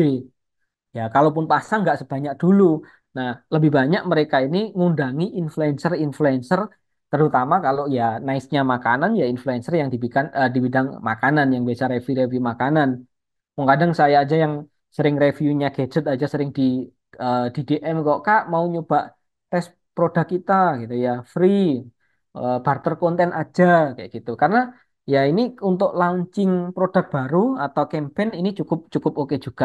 Nah, biasanya kalau Asia sendiri, eh, biasanya kalau kita ada promo-promo kayak event-event, misalnya pendaftaran beasiswa, terus kita lagi ada promo-promo tertentu, biasanya kita sesekali juga pakai influencer marketing ini. Kalau untuk promosi produk cukup oke juga, sistemnya sekarang pakai afiliasi ya. Jadi kayak TikTok affiliate, Shopee affiliate itu cukup oke juga untuk promosi produk. Nah, tentunya bisa untuk targeted reach. Jadi menjangkau audiens yang sangat spesifik, biasanya bisa pakai micro influencer. Tapi salah satu yang tapi kalau kita ngomongin yang cukup powerful dari influencer marketing ini ya dua yang atas itu ya. untuk membangun kepercayaan atau trust building sama eh, launching produk atau kita bikin campaign campaign tertentu kayak gitu. Nah, kalau beberapa ini ya, kalau kita itu pengen ini, pengen pakai influencer marketing, itu dua hal yang harus dilakukan itu ya ini, satu adalah menentukan tujuan kampanye, dua adalah memilih influencer yang tepat. Nah, contoh kalau kita pengen meningkatkan brand awareness dari produk kita ya, kita harus memilih influencer yang punya jangkauan luas gitu ya. Jadi eh, followers yang gede lah intinya kayak gitu. Kalau kita pengen brand awareness. Nah, kalau kita pengennya engagement, nah kita jangan hanya melihat followersnya, tapi juga melihat tentang seberapa aktif sih pengikut-pengikut mereka ini untuk interaksi dengan ini ya. Jadi jangan hanya melihat eh, follower. Eh, mohon maaf ini tenggorokannya agak sedikit sakit, makanya harus banyak minum. Karena beberapa hari ini apa ya agak agak banyak show ya kalau kalau saya bilang lagi banyak agak banyak show gitu ya sokan lagi banyak show jadi suaranya agak sedikit habis mohon maaf teman-teman. Nah, kembali lagi kalau kita ngomongin masalah engagement tadi ya, jadi kalau yang kita kejar itu adalah engagement ya kita jangan hanya melihat jumlah follower, kita jangan hanya melihat jumlah pengikut tapi juga lihat seberapa aktif audiens mereka, seberapa aktif follower-follower mereka itu dalam berinteraksi dengan si influencer tersebut. Jadi meskipun kadang in ini ya followernya sedikit, tapi mereka ini hubungan kedekatannya dengan eh, followersnya itu lebih oke, maka tingkat ini ya tingkat efektivitasnya itu lebih tinggi daripada ketika kita itu eh, pasang di follower yang followernya gede, eh, pasang di influencer yang followernya gede gitu. Nah, kalau kita dan masih ada juga yang lain, contoh kayak misalnya kita mencari relevansi dan authenticity, ya pilih influencer yang sesuai dengan target kita ya. Kita lebih perkecil lagi untuk audiensnya. Terus kalau misalnya kita pengen lead generation atau untuk ini ya ngeboosting sales atau penjualan ya kita harus pilih influencer yang mereka itu pintar jualan atau memiliki kemampuan persuasif yang bagus. Dan bisa juga kita berikan kayak kode-kode diskon, misalnya nih lewat influencer ini maka nanti dapat diskon sekian sekian kayak gitu. Nah, ini beberapa hal yang bisa kita lakukan untuk bikin atau untuk memaksimalkan influencer marketing yang oke. Nah, selanjutnya adalah yang tadi adalah yang selanjutnya yang setelah influencer marketing ada juga ini ya display advertising. Nah, ini tuh jarang banget kita pakai karena kalau untuk Institut Asia sendiri ini ya kita pernah pakai itu beberapa ya bisa dihitung lah nggak sampai 10 kali. Contoh kayak gini tuh biasanya kita pakai ketika ada perkumpulan-perkumpulan kayak MGBK ya, Musyawarah Guru BK, atau ada sekolah-sekolah yang menawarkan eh, untuk pasang banner di website mereka. Nah, itu kadang kita eh, lebih untuk jaga ini aja, lebih untuk menjaga hubungan baik dengan pihak sekolah atau guru. Jadi memang tujuannya kita untuk pasang itu tuh bukan untuk mendapatkan ini ya, bukan untuk mendapatkan penjualan atau mahasiswa baru, tapi lebih untuk menjaga hubungan baik aja karena ya kita cuma pasang banner kayak gitu ya. Nah, ini biasanya lebih cocok digunakan oleh brand-brand gede. Nah, kalau untuk brand-brand yang belum terlalu gede ya eh, kurang cocok lah untuk pakai display advertising ini. Tapi kalau mau dicoba ya silahkan nanti. Cuma kalau kita sendiri eh, nanti kalau mau dicoba sendiri Kalau mau dicoba enggak apa-apa gitu ya. Nah, cuma kalau pengalaman saya dan di lingkungan saya gitu ya, kan, saya kebetulan juga banyak bergaul dengan teman-teman yang berkecimpung di dunia digital marketing. Nah, itu jarang banget dipakai untuk brand-brand kecil skala UMKM atau brand-brand lokal lah. Yang biasanya ini lebih banyak dipakai oleh brand-brand gede yang memang brandnya sudah cukup punya punya nama gitu ya. Nah, contoh ini tadi ini ada contoh salah satunya dipakai oleh BNI ya, misalnya untuk ada event-event expo kayak gini. Nah, ada beberapa hal yang bisa dilakukan atau ada beberapa poin yang cukup ini ya, fungsi dari ini display advertising. Jadi display advertising ini lebih powerful dipakai apa sih misalnya kayak gitu. Nah, ini yang pertama adalah brand recall. Jadi ini biasanya digunakan oleh brand-brand yang sudah cukup gede untuk memastikan bahwa merek kita atau merek Anda itu tetap diingat oleh konsumen. Jadi melalui exposure berulang. Nah, contoh kayak gini. Kemarin saya pagi-pagi lagi pengen ngopi gitu ya di Point Coffee sambil eh, baca-baca berita pagi-pagi gitu ya sambil ngopi sambil pengen baca berita di Detik. Nah, di situ ketika saya masuk di detik.com itu tampilan depan banner display advertisingnya adalah BNI Expo. Jadi biasanya digunakan untuk kayak gini, brand recall untuk event kayak gitu. Jadi hanya untuk memastikan bahwa orang itu ingat gitu. Tidak disuruh beli, tapi hanya untuk event, hanya untuk memastikan bahwa oh ternyata brand ini masih eksis ya, brand ini masih ada ya, ada event-event yang dilakukan event-event gede dari ini ya. Nah, bisa juga untuk brand awareness. Jadi sama seperti yang lain tadi, bisa juga untuk brand awareness. Jadi membangun kesadaran merek dengan menampilkan iklan visual kepada audiens yang luas di berbagai situs web. Tapi memang salah satu kekurangannya ya karena ini kita eh, pasang di platform seperti website yang sudah cukup gede ya memang biayanya agak sedikit mahal. Makanya biasanya hanya dilakukan oleh brand-brand gede. Nah, kalaupun ada yang murah, biasanya ya kayak target pasarnya itu nggak cocok atau memang website ini ya yang mau ngunjungi atau yang mau lihat website tersebut ya agak sedikit kurang lah istilahnya. Jadi eman juga gitu. Kayak kita bayar murah tapi kita nggak dapat apa-apa. Nah, terus kalau yang ketiga ya promosi produk, biasanya penawaran khusus kayak event-event tadi ya, event, diskon, promo terbatas, eh, kayak gitu-gitu teman-teman. Jadi itu display advertising.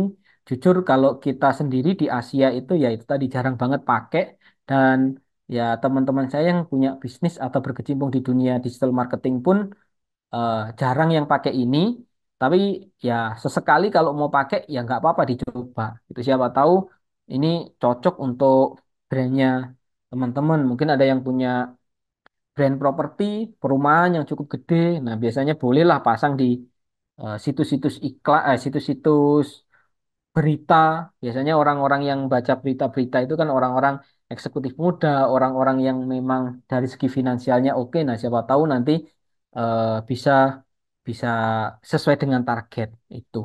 Nah, eh, kalau untuk display advertising sendiri, ini sebenarnya ada beberapa hal juga yang bisa kita lakukan supaya iklan yang kita lakukan atau ads yang kita lakukan itu menarik.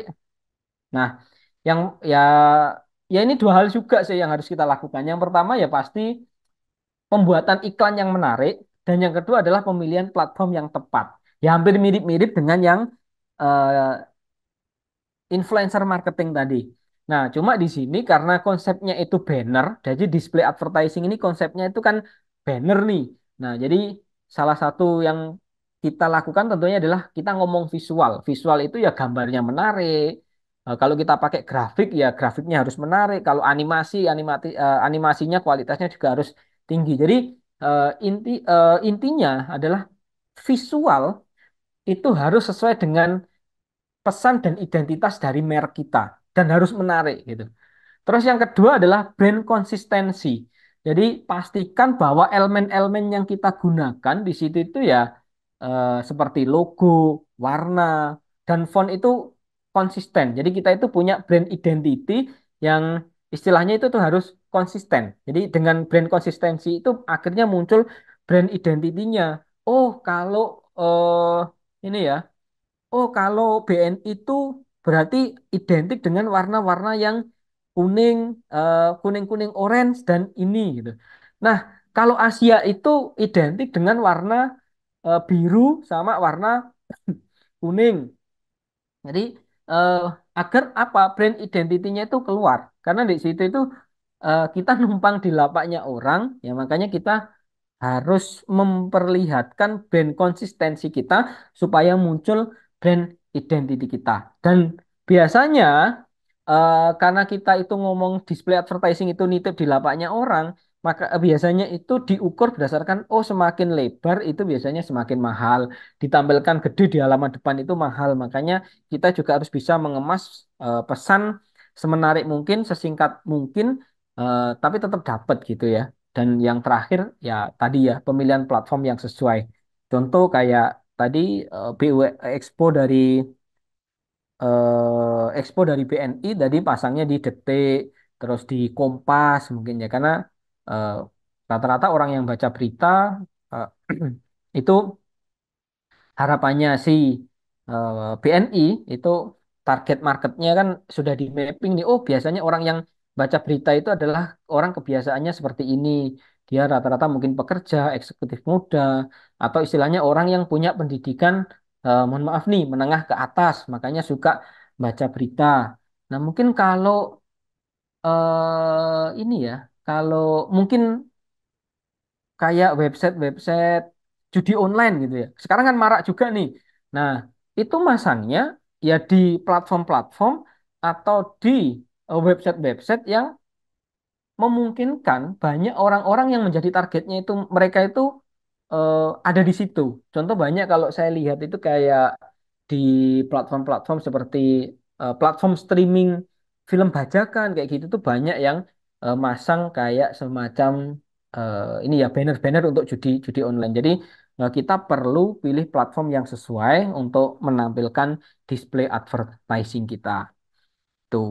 Nah, terus selanjutnya tadi yang pertama adalah SEA, Search Engine Advertising, terus ada juga Social Media Advertising, Influencer Advertising atau Influencer Marketing, terus Display Advertising, terus ini ada juga yang namanya Video Advertising. Nah, video advertising itu saya yakin teman-teman kalau nonton YouTube tuh sering dapat video-video iklan-iklan kayak gini. Nah, salah satu contohnya kayak gini. Nah, ini yang dinamakan video advertising. Enggak cuma di YouTube sih. Sekarang di Instagram juga ada yang model kayak gini, di TikTok juga ada nih. Kita buka TikTok terus ada muncul muncul iklan kayak gini.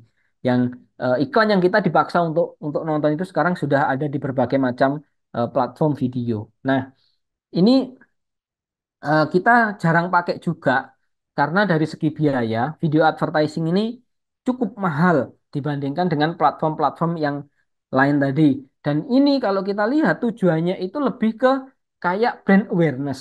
Jadi kalau kita mengharapkan penjualan langsung dari situ pun juga agak sedikit kurang. Makanya kalau kita hitung-hitungan secara antara yang kita keluarkan dengan apa yang masuk itu masih sedikit sedikit kurang. Jadi biasanya yang paling banyak pakai kayak gini itu ya brand-brand gede terutama kayak elektronika kayak gitu ya brand-brand seperti Huawei, Advan, brand-brand gadget itu banyak tuh yang pakai video advertising ini. Nah, ada juga sekarang itu yang sering saya lihat tuh entertainment. Jadi perusahaan di bidang entertainment khususnya India dan Korea. Nah, mereka ini kalau masang iklan itu gila-gilaan. Jadi kayak masang iklan di video advertising ini tuh gila-gilaan. Jadi saya nonton YouTube, kayak ada iklan eh, lagu India, itu tuh kayak 6 menit tuh nggak bisa di skip. Nah ini saya sampai mikir, waduh ini berani bayar berapa dia itu ke YouTube kok sampai berani kayak gini gitu ya. Korea juga kayak gitu. Jadi kayak misalnya nih ada boy band baru rilis eh, lagu baru. Nah ini langsung ditembak iklan yang ini tadi nggak bisa di skip. Jadi salah satu tujuannya memang sangat powerful banget kalau digunakan untuk brand awareness, tapi ya itu tadi kita harus mengeluarkan budget yang cukup gede di situ. Nah, terus cukup powerful juga untuk produk demonstration. Saya yakin teman-teman pernah ketembak iklan-iklan yang kayak review-review gadget, lagi nge-review misalnya tablet Huawei nih, gitu. Nah, ini tablet Huawei itu bla bla bla bla keunggulannya ini. Jadi cukup cocok untuk produk demonstration. Tapi dari ketika kita nonton produk-produk itu kita itu kayak cuma wah keren ya gitu ya.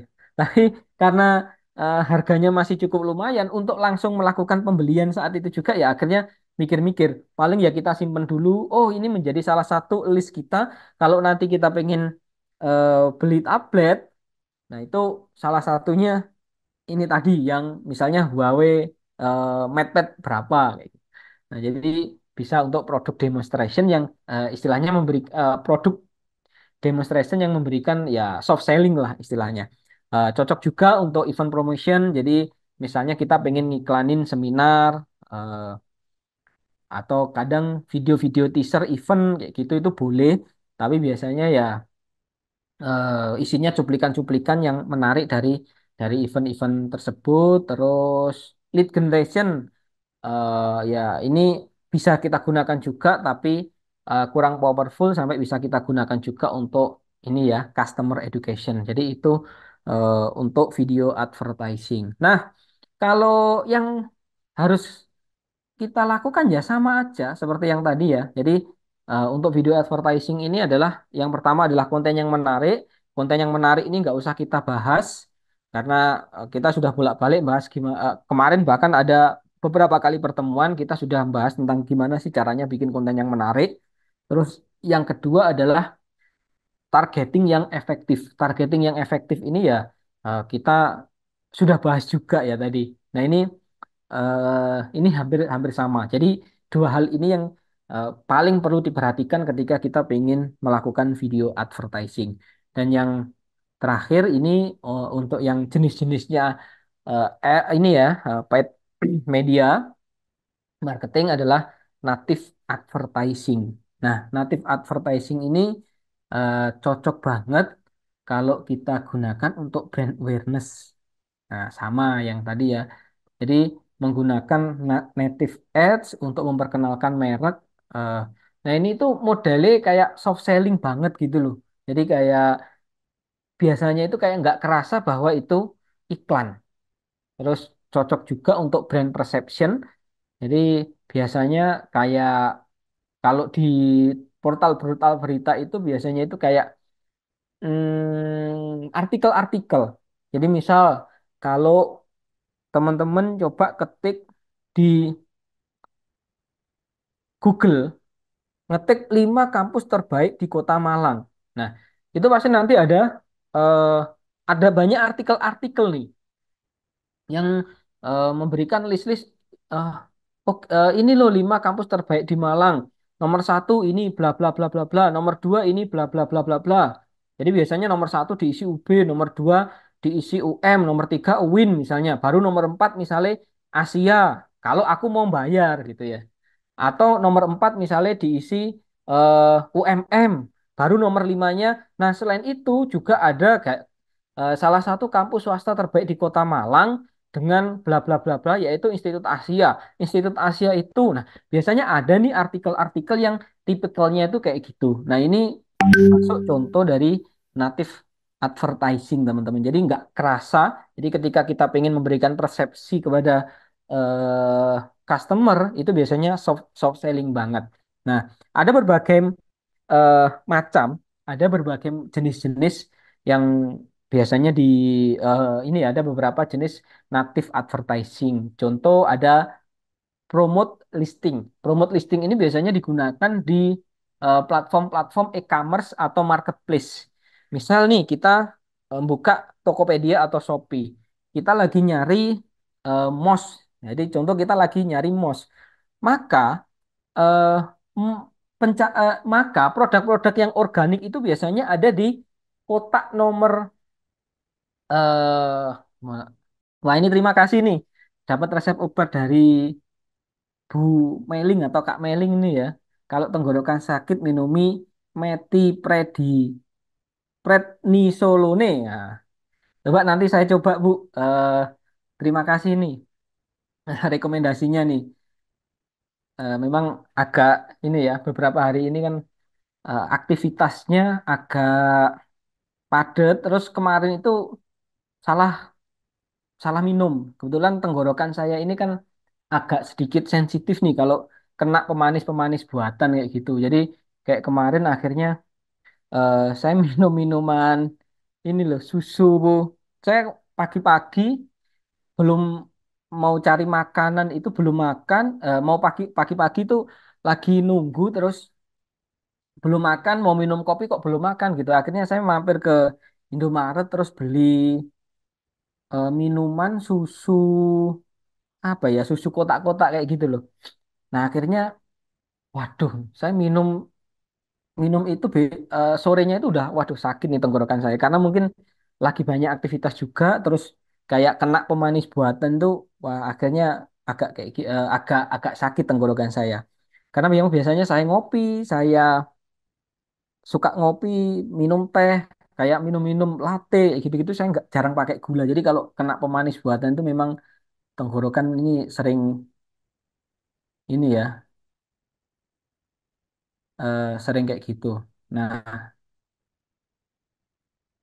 jadi mohon maaf nih agak sedikit terkendala ini tenggorokannya. Tapi aman kok masih masih bisa. Nanti coba saya cari Troches itu tadi rekomendasinya adalah Troches. Nah, oke kembali lagi ke laptop. Nah kembali lagi ke laptop tadi yang pertama adalah promote listing tadi ya biasanya digunakan di marketplace atau e-commerce yang ketika kita nyari produk biasanya yang paling atas ditampilkan di dua dua barisan paling atas atau tiga barisan paling atas itu biasanya mereka yang promo. Itu kalau konsepnya itu di marketplace. Nah, kalau di Google itu juga ada yang namanya paid eh, search ads. Jadi kayak ketika kita lagi buka tabnya Google, terus ketika kita mengetikkan sesuatu, di situ tuh kadang muncul iklan-iklan. Tapi bukan ini ya, bukan search engine advertising tadi. Jadi biasanya iklannya ya kayak masuk di kayak sebenarnya kayak nempel di Google-nya gitu ya. Tapi ini mahal. Nah, terus ada juga invite units. Jadi misalnya kita buka Instagram, buka TikTok kayak gitu, kadang tuh kan muncul nih kayak iklan-iklan produk-produk tertentu. Nah, terus ada juga content recommendation di engine ini ya. Kayak content recommendation ini kayak misal kita buka website, terus kita buka website, terus kita baca artikel atau baca berita. Nah, nanti entah itu di bawah atau entah itu di samping, kan ada berita-berita atau konten-konten yang relevan yang direkomendasikan. Nah, itu tuh sebagian itu adalah iklan sebenarnya. Sebenarnya adalah iklan. Tapi ya soft banget. Ya namanya tadi native advertising. Jadi memang di sini konsepnya soft selling gitu. Nah, memang kalau kita ngomongin keunggulannya, native advertising ini biasanya tingkat engagementnya itu lebih lebih tinggi karena ya kayak orang nggak terlalu terasa dijualin gitu.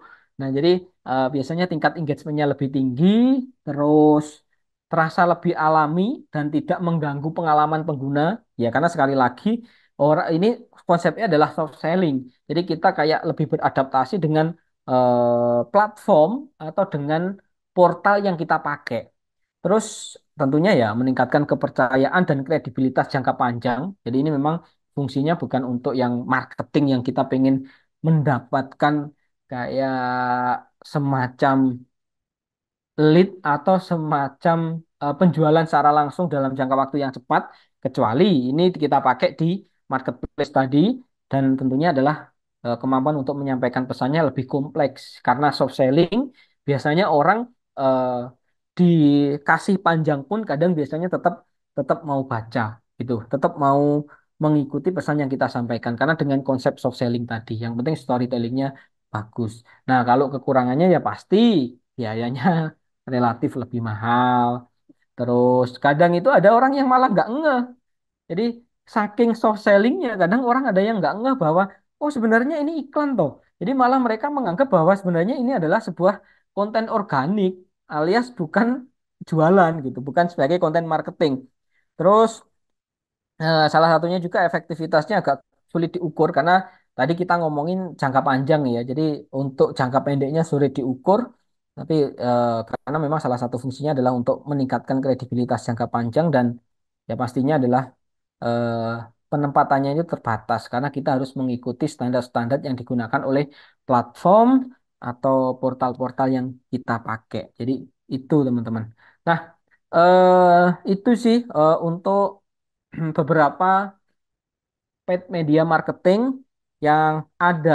Nah, kebetulan kalau di Asia sendiri yang sering kita pakai tadi saya sudah sedikit banyak cerita karena itu yang paling powerful menurut pengalaman kita dan dari beberapa pengalaman teman-teman saya yang ya kita sering ini sharing-sharing tentang ads, konten, digital marketing ya gitu salah satu yang powerful ya tiga di awal tadi ya.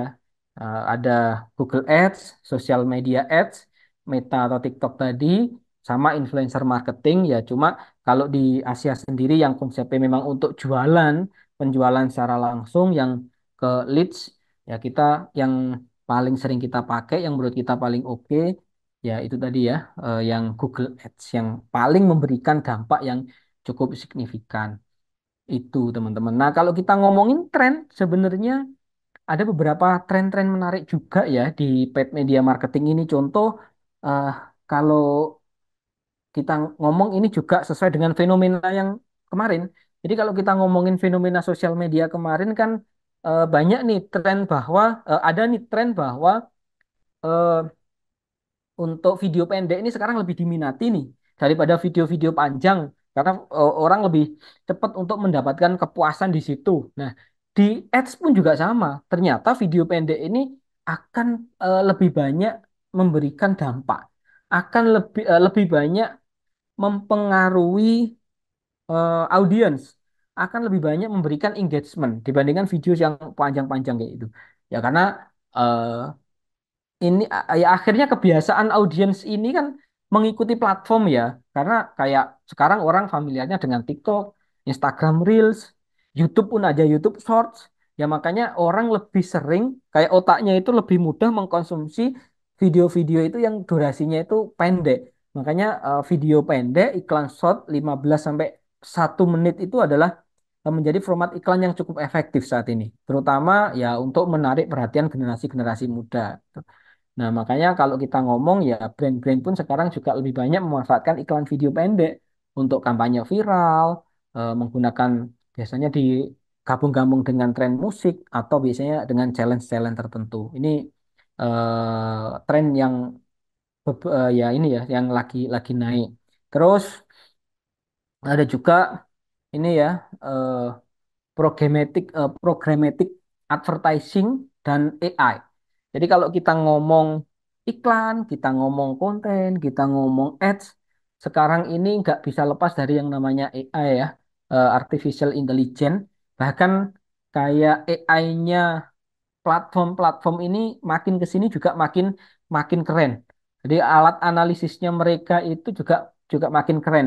Makanya kayak bidding kita atau untuk gimana caranya kita mengoptimalkan pembayaran kita supaya bidding atau pembayaran kita itu lebih optimal itu tuh sekarang itu rata-rata kita sudah dibantu pakai pakai AI entah itu Google Ads atau Facebook Ads itu sudah ada AI-nya jadi eh, AI untuk memaksimalkan hasil yang yang lebih maksimal dengan budget yang ini ya dengan budget yang sama tapi dengan hasil yang lebih maksimal jadi AI dan algoritmanya makin ke sini makin makin keren untuk di platform-platform ads ini. Terus ada juga fenomena ini ya.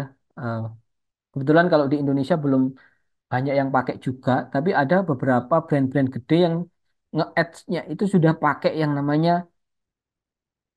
augmented reality. Jadi kayak ini akan memberikan ini ya kayak pengalaman yang lebih real terhadap customer.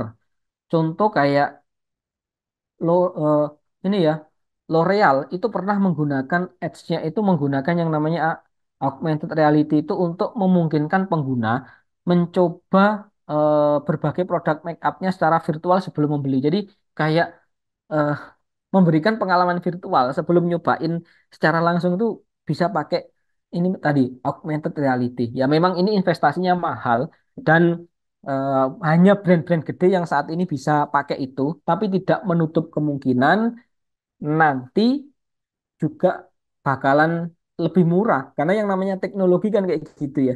Pertama kali muncul itu biasanya mahal gitu ya, tapi setelah eh, makin ke sini makin murah, makin efisien. Jadi sekarang mungkin yang bisa pakai ini mungkin baru brand-brand yang cukup gede, tapi tidak menutup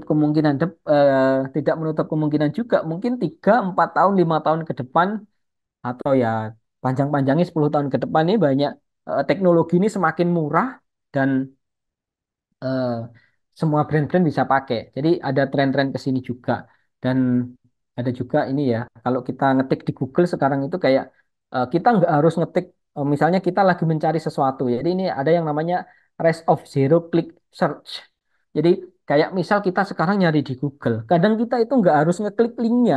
Kita itu sudah dapat keterangan nih dari Google. Ini ada fenomena-fenomena baru kayak gitu. Misalnya kita ketik eh, digital marketing adalah misalnya kayak gitu. Nah, itu langsung sama Google itu tanpa kita mengeklik website tertentu. Kadang itu sudah ada ini ya, ada deskripsi, ada penjelasan oh digital marketing itu bla bla bla. Deskripsi dari digital marketing adalah ini.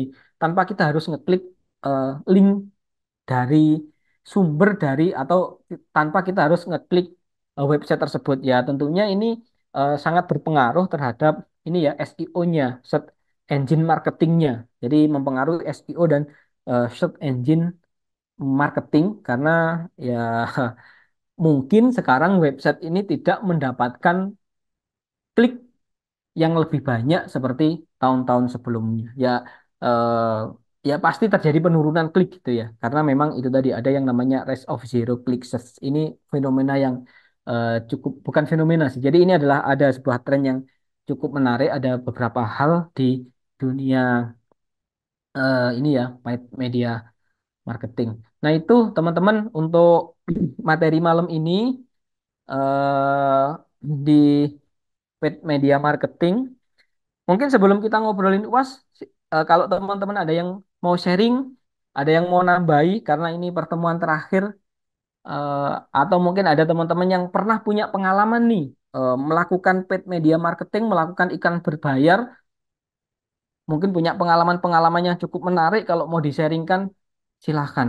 Mungkin ada saya dapat supaya mungkin saya dapat perbendaharaan-perbendaharaan baru juga. Kalau tadi kan dari sudut pandang saya ya sebagai eh, praktisi dan akademisi. Nah, cuma kalau kita ngomongin praktisi ini kan biasanya tiap prakteknya saya dengan prakteknya saya dengan prakteknya teman-teman yang lain itu tuh biasanya kan ada pengalaman yang berbeda-beda gitu. Jadi makanya saya selalu senang ketika ada teman-teman yang juga mungkin pernah melakukan hal serupa tapi menemui ini ya fenomena-fenomena atau menemui hal-hal yang cukup menarik juga. Kalau mau ditambahkan, kalau ada yang mau sharing-sharing, silahkan. Eh, masih ada waktu 40 menit nih ke depan. Nah, mungkin nanti kita nggak sampai jam 9, nggak apa-apa, karena ini pertemuan terakhir, terus teman-teman mau libur panjang nih ya. Tapi jangan lupa nanti UASnya dikerjakan dulu, biar liburannya tenang. Kalau nggak ada yang nambahin, mungkin apa mau kita langsung bahas UASnya aja, biar nggak malam-malam. Karena ya jujur mohon maaf ini memang suara saya agak sedikit habis. Silahkan Mas Antariksa, Pak Antariksa atau Mas ini. Mas aja lah. Ya, Pak, saya mau tanya aja apa namanya strategi yang dilakukan sama institut Asia kan pasti ada beberapa kali mengalami apa namanya ya kurang tepat atau gagal gitu ya, Pak. Yang pertama, pertanyaan saya ketika tidak sesuai target atau bahkan tidak ada conversion, apa yang Bapak lakukan di dalam strategi konten tersebut gitu ya. dari sisi pembuatan kontennya kah, atau dari sisi tadi SEO dan apa namanya ads advertising yang tadi gitu. Itu apa yang harus dikoreksi kembali gitu. Terus kalau boleh tahu Pak, kira-kira dalam 1 bulan eh, berapa budget, diperkirakan aja sih berapa budget yang dikeluarkan untuk melakukan ads tersebut gitu Pak? Oke, kalau di Institut Asia Malang sendiri, ini kalau saya sedikit cerita bahwa antara Google Ads dan Meta itu kita memang agak sedikit berbeda, Pak. Kalau untuk di Google Ads sendiri biasanya ketika ini ya, biasanya kalau kita nge-ads itu kan ada aja gitu ya, fenomena-fenomena yang menarik ya. Misalnya, oh kok tiba-tiba biasanya satu hari ini ada lead data yang masuk itu misalnya minimal 15 lah. Ini kok cuma dua ya? Ada apa? Nah biasanya kita di situ langsung ngelihatin Pak. Jadi ngelihatin biasanya langsung kita ketik keyword-keyword kita yang ada di Google itu dengan keyword-keyword yang kita pakai ya. Jadi misalnya kuliah di Malang, kampus swasta terbaik di Malang. Asia ini muncul urutan berapa? Oh, ternyata nggak muncul. Nah, nggak muncul ini baru kita analisis. Kesalahannya di kita, misalnya kesalahannya di kita itu ada error nih. Kadang kan memang kayak Google ini juga sering banget memperbarui kebijakan dan privasinya mereka. Nah, kalau ada error kayak gitu, biasanya memang kita ada ya istilahnya nyari ininya, menyesuaikan dengan kebijakan-kebijakan Google yang terbaru. Atau bisa juga karena untuk keyword kita sudah tidak relevan. Nah, kalau keyword kita sudah tidak relevan, maka kita juga akan mengeliminasi beberapa keyword-keyword yang sudah tidak relevan. Terus kita akan menambahi dengan keyword-keyword yang baru. Nah, kalau misalnya kita masang Google Ads, itu di situ kan ada laporannya nih. Yang paling banyak menghasilkan klik dari keyword yang mana. Nah, itu biasanya kita, oh ternyata memang keyword ini sudah nggak sesuai nih. Kita eliminasi. Terus kita lihat juga oh ini lagi peak season. Ternyata keyword ini nilai jualnya di Google itu tinggi. Nah makanya kompetitor ada yang bayar lebih mahal daripada kita. Jadi contoh kalau saya ngomong di masa-masa biasa, keyword kayak di em, awal-awal pendaftaran gitu ya. Misalnya bulan Februari Pak ya. Misalnya bulan Februari, keyword-keyword kayak eh, tes mandiri kampus Malang, jalur mandiri UB, jalur mandiri UM, itu keyword-keyword ini nggak laku. Nah, tapi ketika sudah selesai pengumuman SNBP, SNBT, keyword ini jadi mahal. Jadi satu kali klik bisa 6.000, 7.000. Nah, maka yang berani bayar segitu itu yang dinaikkan sama si Google. Nah, makanya di situ kadang kita kadang itu kita mengikuti ini ya, kadang mengikuti tren itu, kadang juga kita wis nggak usah lah. Karena kalau kita ngomong eh, jalur mandiri, belum tentu juga kok closing ke kita. Kalau semahal itu kita nggak mau bayar ah. Karena kita keluar 6.000, belum tentu juga data yang banyak itu masuk bakalan mau daftar juga. Karena tadi seperti yang saya ceritakan di awal bahwa itu memang keyword yang agak kurang relevan. Tapi kita berani main di situ, siapa tahu nih dari anak yang awalnya pengen masuk jalur mandiri, tapi karena sudah sumpek, wah ini Asia ini kayaknya kok asik kayak gitu. Nah, itu kalau pas jalur-jalur pas mahal, pas awal-awal gitu ya, masih murah-murah kita mau bayar. Tapi kalau kita sudah eh, eh, ma- kayak di situ itu kita sudah harganya mahal, kita itu nggak mau bayar gitu. Terus kita evaluasi lagi ke itu tadi kan di sisi ads-nya. Jadi sampai kita evaluasi kayak gitu. Kita evaluasi juga di konten. Oh, landing page-nya itu sekarang kan lagi trennya anak-anak itu cari kampus misalnya nih kayak selesai SNBT nih kayaknya mereka itu kalau nggak dikasih promo kayaknya kurang kayak misalnya kayak gitu. Jadi kita evaluasi juga sampai ke konten. Makanya nanti kita kadang juga di waktu-waktu tertentu biasanya juga menambahkan promo tertentu, Pak. Jadi misalnya untuk event-event yang lagi peak season, eh, mungkin kita nggak mau nih bayar keyword lebih gede. Nah, alokasi dari keyword tadi kita alokasikan ke misalnya khusus pendaftaran di bulan ini ada potongan 1 juta lah, potongan 1,5, biasanya kayak gitu. Jadi memang kita cukup kita kalau memang melihat membaca sesuatu yang anomali di ads kita, biasanya kita langsung ini langsung mapping nih cepet-cepetan. Jadi kayak misal sore hari ini kok eh, kecil banget nih leadnya. Nah, maka besok ini sudah kayak sore langsung meeting, maka besok itu sudah harus keluar nih. Nah, kalau ini nggak berhasil ya kita evaluasi lagi. Mungkin ada sesuatu yang salah kayak gitu. Jadi sampai ke oh jangan-jangan memang budget kita kurang ya kita tambah lagi, atau memang benar-benar konten kita sudah tidak relevan di Google, di landing page-nya, yaitu kita kita ganti ganti semua, Pak. Jadi kayak gitu. Jadi menyeluruh, tapi biasanya yang pertama kali kita lakukan itu ngecek nih. eh, kita ketik keyword-keyword kita di Google, kalau nggak muncul berarti itu yang bermasalah adalah keyword kita. Entah itu tidak relevan atau ada kompetitor eh, yang lebih mau bayar mahal. Tapi kalau di situ muncul, jadi misalnya kita ngomong kuliah online di Malang, websitenya Asia atau landing page-nya Asia itu masih muncul di atas, tapi kok nggak ada yang WA. Nah, berarti ini ada yang bermasalah dengan konten kita. Berarti konten kita sudah tidak relevan atau tidak menarik. Jadi biasanya itu tahap awal yang kita lakukan. Nah, kalau ngomongin budget, budget kita itu nggak terlalu banyak kok Pak. Kalau untuk ads, biasanya 1 bulan itu kita antara 5 sampai maksimal 8. Jadi 5 sampai 8 8 juta. Karena kita lebih suka pakai eh, yang agak ini ya. Gimana caranya kita itu mengoptimalisasi ads kita. Jadi, tapi ada teman saya juga yang tadi jualannya itu produk-produk elektronik, itu dia budgetnya itu gila-gilaan. Tapi ya memang dia ngejar marginnya cukup gede.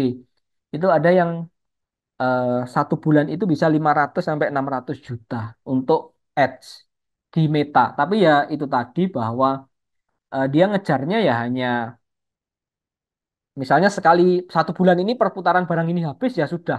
Bulan depan dia jualan barang yang lain lagi. Ya saya nggak mau bermain di situ karena capek.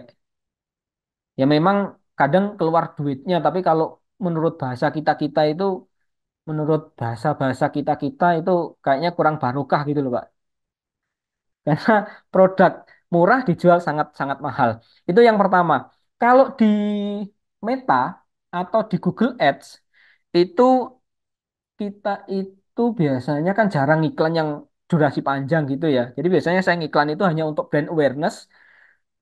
Itu biasanya ya kita tadi seperti yang saya ceritakan, dari sekali ngiklan biasanya langsung 5 konten dengan serupa, cuma formatnya beda-beda. Ono sing tulisannya gede, ada yang lebih menonjolkan visual, kayak gitu. Nah, dari 5 sampai 10 konten ini mana yang paling berhasil? Nah, itu biasanya yang kita suntik dana yang paling gede. Setelah itu ya sudah kayak gitu. Biasanya kita ngiklan lagi lama lagi kayak gitu. Jadi itu sih semoga sedikit terjawab. Iya Pak. Sorry satu lagi Pak. Hmm. Berapa hari Pak kira-kira nge-ads ya Pak dalam satu konten? Oh, kalau ini ya di Ya. Meta sama ini ya. Ha, Saya itu kalau untuk testing itu biasanya 2 sampai 3 hari. hmm. Nah, setelah itu ya tergantung budget sih, Pak. Oh, Karena saya biasanya ngebudgetin itu kalau untuk yang di Meta atau TikTok itu 1 hari maksimal 50. Jadi hmm. biasanya kalau dikasih budget paling ya 1 juta sampai 1,5 ya sehabisnya budget itu sih. Ya kadang Hmm. bisa bertahan 2 minggu, Hmm. kadang bisa bertahan lebih dari 2 minggu. Intinya saya biasanya settingnya adalah harian, jadi Hmm. budget harian. Tapi karena itu tadi untuk brand awareness aja sih. Jadi untuk brand awareness, jadi misalnya nih kayak kemarin kita ada event sama Mbak Nana. Hmm. Nah, itu kan untuk meningkatkan brand awareness-nya kita nih. Nah, itu memang kita split ikan. Terus kemarin ada kita kedatangan tamu dari Trend Global College Singapura nih. Jadi hanya untuk itu aja sih, untuk lebih oh ternyata Asia itu keren ya, kayak gitu aja sih. Bukan untuk membuat orang ya ada sih kadang yang tanya-tanya juga, tapi salah satu tujuannya kita itu bukan untuk membuat orang langsung daftar, bukan. Karena memang di situ tidak ada bahasa untuk jualan. Jadi hanya untuk brand awareness aja. Kalau untuk di Meta sama TikTok Ads, kalau untuk yang di Google memang kita untuk jualan gitu. Hmm. Oke, Pak. Makasih, Ya, Pak. siap. Kak Aryani silahkan. Terima kasih Pak. Izin bertanya Pak. Ini antara Google AdSense tadi dan Bing AdSense itu Pak, kenapa kebanyakan biasanya memilih yang Google AdSense Pak? Ini apa hasil akhirnya itu ada jangkauan-jangkauannya berbeda atau memang ada fitur-fitur yang tertentu Pak? eh Langsung jawab aja. Jadi itu sebenarnya lebih ke masalah pengguna aja sih. Jadi kalau kita ngomong pengguna Bing, jadi orang yang menggunakan mesin pencarian Bing atau punyanya Microsoft ini kan nggak sebanyak orang yang pakai Google. Nah, kalau kita ngomongin Google, hampir semua orang itu pakai yang namanya mesin pencarian Google. Nah, kalau Bing ini hanya orang-orang tertentu aja sih yang mau pakai kayak Bing untuk mencari pakai mesin pencarian Bing. Jadi dari situlah muncul bahwa ya orang akhirnya lebih banyak nge-ads itu di Google karena untuk jumlah audiensnya itu jauh lebih banyak Google dibandingkan Bing. Nah, karena jumlah ini ya kuenya itu luas banget, maka kemungkinan untuk closing atau kemungkinan orang untuk mau ke kita, mau melihat produk kita itu kan jauh lebih besar. Sebenarnya pertimbangannya hanya itu aja sih. Dan kalau kita lihat dari alat algoritma, terus fitur-fiturnya juga lebih lebih ini ya, lebih powerful sih punyanya Google daripada punyanya Bing. Jadi lebih ke karena Google lebih banyak audiens aja. Alasannya itu aja sih. Itu ke Aryani. Iya Pak, terima kasih Pak. Oke, itu teman-teman ada yang ditanyakan lagi? Udah setengah 9 nih. Kalau nggak ada ya mungkin kita eh, bahas UAS ya. Jadi untuk UASnya atau ujian akhir semesternya, kalau saya gampang-gampangan aja sih. Kemarin sebenarnya saya pengen teman-teman ini bikin konten, tapi ternyata sebelum mata kuliah ini di periode kemarin kayaknya sudah bikin konten ya.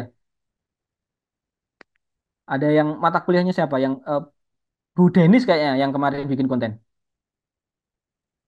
Nah, makanya untuk kali ini mungkin saya untuk UASnya hanya ini aja.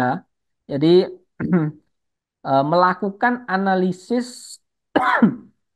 eh, sosial media marketingnya Institut Asia, mulai dari Instagram, TikTok, YouTube. Jadi eh, analisisnya masing-masing platform ya. Jadi bukan satu analisis untuk semua platform bukan, tapi masing-masing platform ini harus dianalisis. Saya minta analisisnya cuma satu, yaitu kekurangannya apa. Jadi saya nggak minta bagusnya apa, tapi saya minta kurangnya dari sosial media marketingnya Institut Asia itu apa. Instagramnya kurang gimana. Tapi ada analisisnya ya.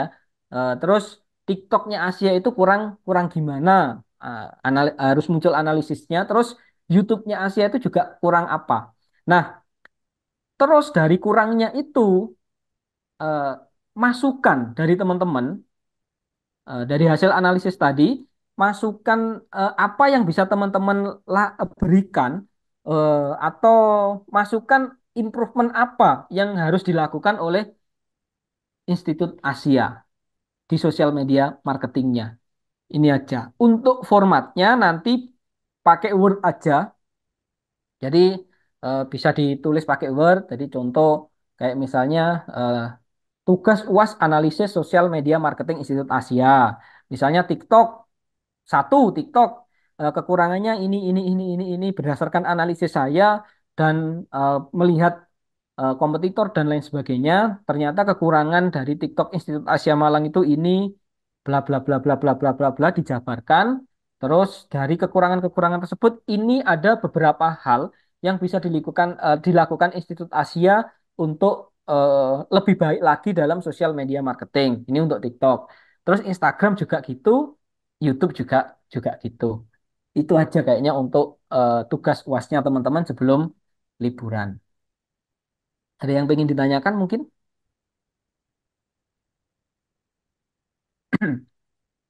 Atau sudah jelas semuanya? Pak, Ya, formatnya Word dijadikan PDF atau Word saja Pak? PDF aja Iya, karena Pak. supaya nggak bisa dirubah. Jadi eh, dijadikan PDF aja. Nanti disubmit di Canvas. Terakhir kapan Mbak Winda? Kalau biasanya kan hari ini bulan ketujuh, mulai UAS itu Mm-mm. tanggal 12. Berarti enaknya gimana Pak? Tanggal 12 atau setelahnya? Biasanya kalau yang lain itu dikasih waktu 1 minggu atau berapa? 1 minggu biasanya. Ya sama sih, nggak Maksimal apa-apa. tanggal 12 gitu loh. Ya pokoknya 1 minggu dari sekarang berarti maksimal kan Senin minggu depan gitu Ya, ya. tanggal 12. Oke, berarti untuk batas akhir pengumpulannya adalah eh, adalah minggu depan ya, tanggal 12, jadi Senin 12 Agustus untuk batas akhir pengumpulannya. Atau mungkin teman-teman punya ide UAS yang lain, misalnya nggak setuju sama yang ini, misalnya, wah terlalu mudah nih Pak, terlalu mudah Mas, saya pengen yang agak sedikit lebih berat lagi UASnya. Ya nggak apa-apa sih, saya ngikut aja gitu. Nah kalau mau dipermudah kayaknya ini sudah mudah sih gitu. Ada yang mau ditanyakan? Aman? Aman, Pak. Aman, Pak. Aman. Aman. Oke, siap. Berarti setuju semuanya nih dengan UASnya ini ya. Setuju, Setuju. Pak. Setuju, Pak. Oke, kalau setuju saya tak stop sharing. eh Mungkin itu ya teman-teman. Ini sudah tidak ada yang ditanyakan kan ya? Oke, kayaknya sudah tidak ada yang ditanyakan karena ini juga pertemuan terakhir teman-teman ya. Biasanya kita selalu sampai jam 9 lebih. Karena ini kita pertemuan terakhir kayaknya juga nggak sampai jam 9 TED pun juga nggak apa-apa. Karena ini teman-teman juga sudah cukup ini ya, paham dengan UASnya. Dan gini teman-teman, saya terbuka misalnya karena kita ngomong pertemuan kita kan ya cuma 7 kali. 7 kali ini kalau kita mau bahas lebih detail, sedetail-detailnya itu ya sedetail-detailnya 7 kali pertemuan itu kan juga enggak bisa, enggak mungkin bisa semaksimal mungkin itu enggak bisa gitu ya. Jadi saya sangat terbuka misalnya di lain waktu di luar perkuliahan, teman-teman pengen BA, pengen sharing-sharing, pengen berbagi pengalaman dengan senang hati. Jadi intinya saya pengennya bahwa komunikasi kita itu nggak cuma kayak sekedar setelah perkuliahan selesai sudah gitu ya. Kita nggak kenal, nggak kayak gitu sih. Saya pengennya juga meskipun kita sudah tidak di perkuliahan lagi, misalnya nanti ada sesuatu yang pengen ditanyakan, pengen di-sharingkan, monggo silahkan WA saya dengan senang hati gitu ya. Saya semakin banyak teman, semakin banyak relasi itu biasanya semakin banyak rezeki. Jadi dengan senang hati gitu ya ketika ada yang mau sharing-sharing, ada yang mau tanya-tanya, ada yang mau WA dan komunikasi dengan saya atau misalnya ke Malang nanti mampir-mampir boleh banget. Rumah saya itu deketnya exit tol Singosari. Jadi kalau teman-teman dari Jakarta, dari Surabaya, dari arah manapun kalau lewat tol, nanti kalau keluar tol Singosari itu kan eh, dari situ rumah saya itu paling ya cuma 5 menit kalau jalan kaki. Kalau pakai mobil ya 5 menit karena harus putar balik dikit gitu ya. Jadi rumah saya di dekat situ. Jadi monggo nanti kalau misalnya teman-teman ada yang main-main ke Malang, teman-teman ada yang lagi liburan ke Malang, kalau mau mampir-mampir silahkan, mau ngajak-ngajak ngopi silahkan. Karena eh, ya itu tadi saya eh, istilahnya saya pengen kenal sama teman-teman, sama rekan-rekan, sama bapak ibu ini nggak cuma di perkuliahan ini, di luar perkuliahan ini kalau memang ada yang pengen kita sharingkan juga saya dengan senang hati.